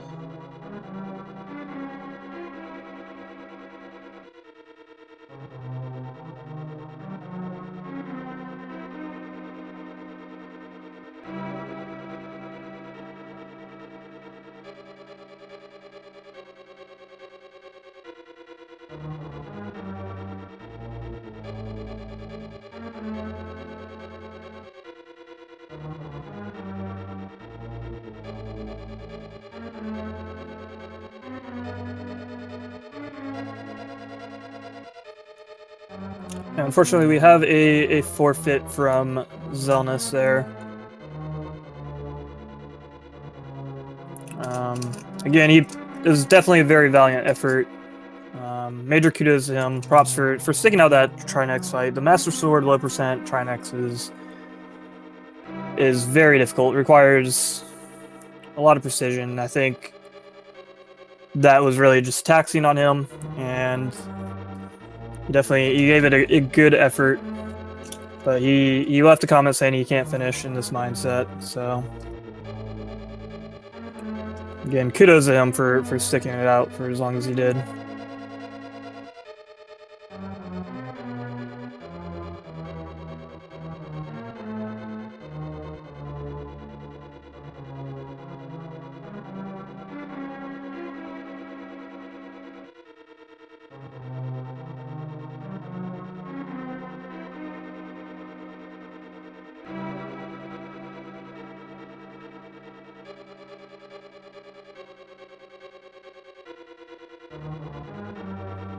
He's on this. Sorry, I meant to pull you into the waiting room, and I accidentally moved there. Hey, Swerve. Hey, Sir Laughington. Hey, what's up, Xelnas? Hey, Stream. Oh, man. Okay, Mirror is GT Bid Chest? No. Validation. No, it is behind. I don't know if. Wait, I don't know. Can we say? Wait, yeah. Yeah, Yeah. You were gone, but Xelnas is forfeited. Again, major props for sticking out that Trinex fight, dude. Dude, I practiced that like not long ago, but it's been so long since I've had to do it. Because like V27 is actually pretty generous. Like, You usually get like enough that you don't have to low percent them, but I forgot. Yeah. Hard. So The the mirror was past Trinets, obviously. yeah, it's the powder. What? Magic Bat has the mirror, Yeah, it's behind the powder. which you got in Ganon's tower on the right side there. Bullets are bad.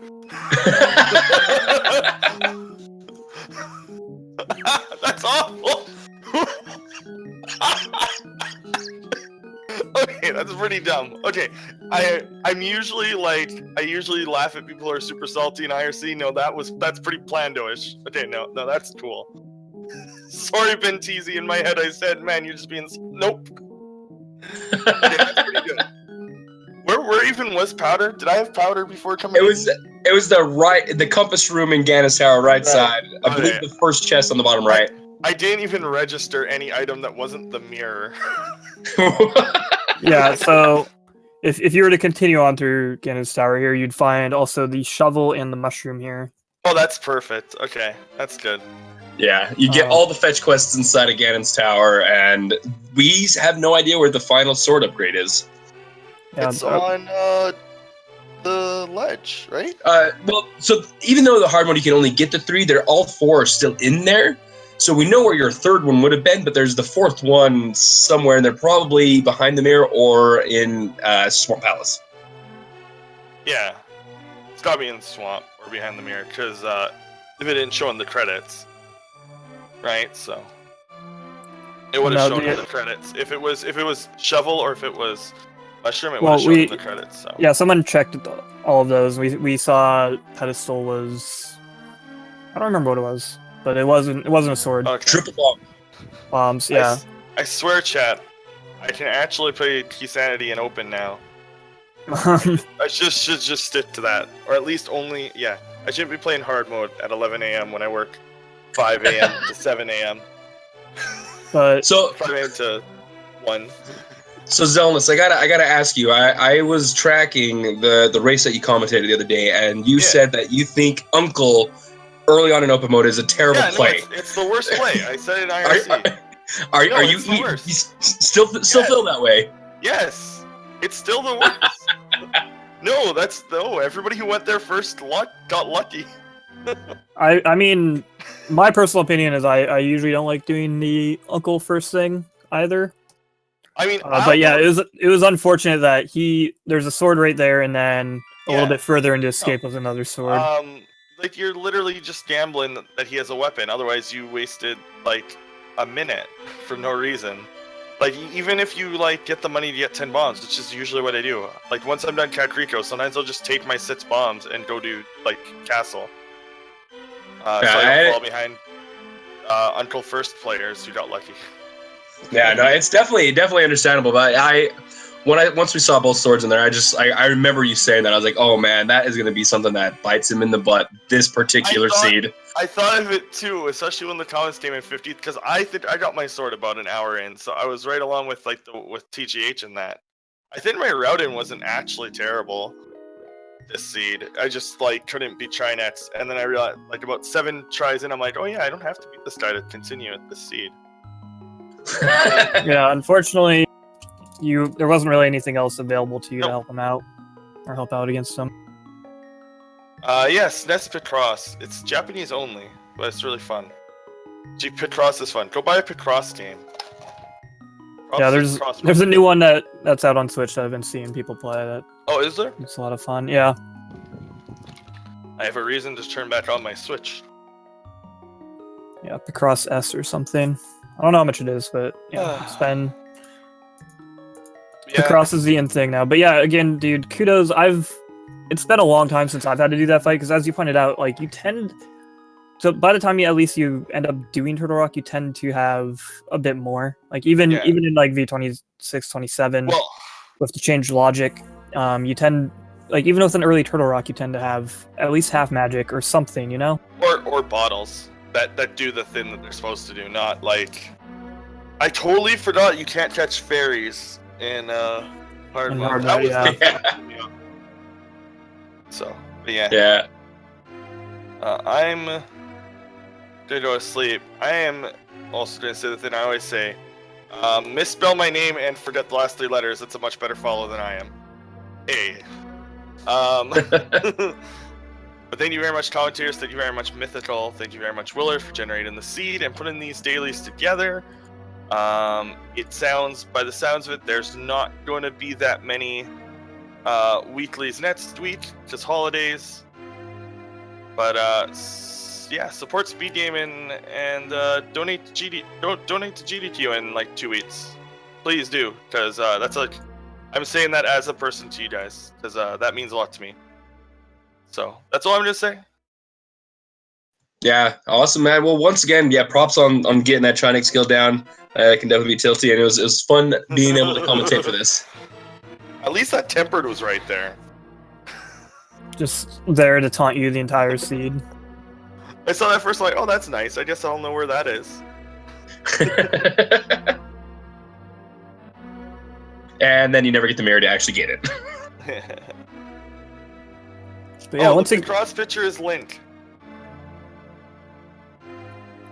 Yeah, it is Link, isn't it? It is.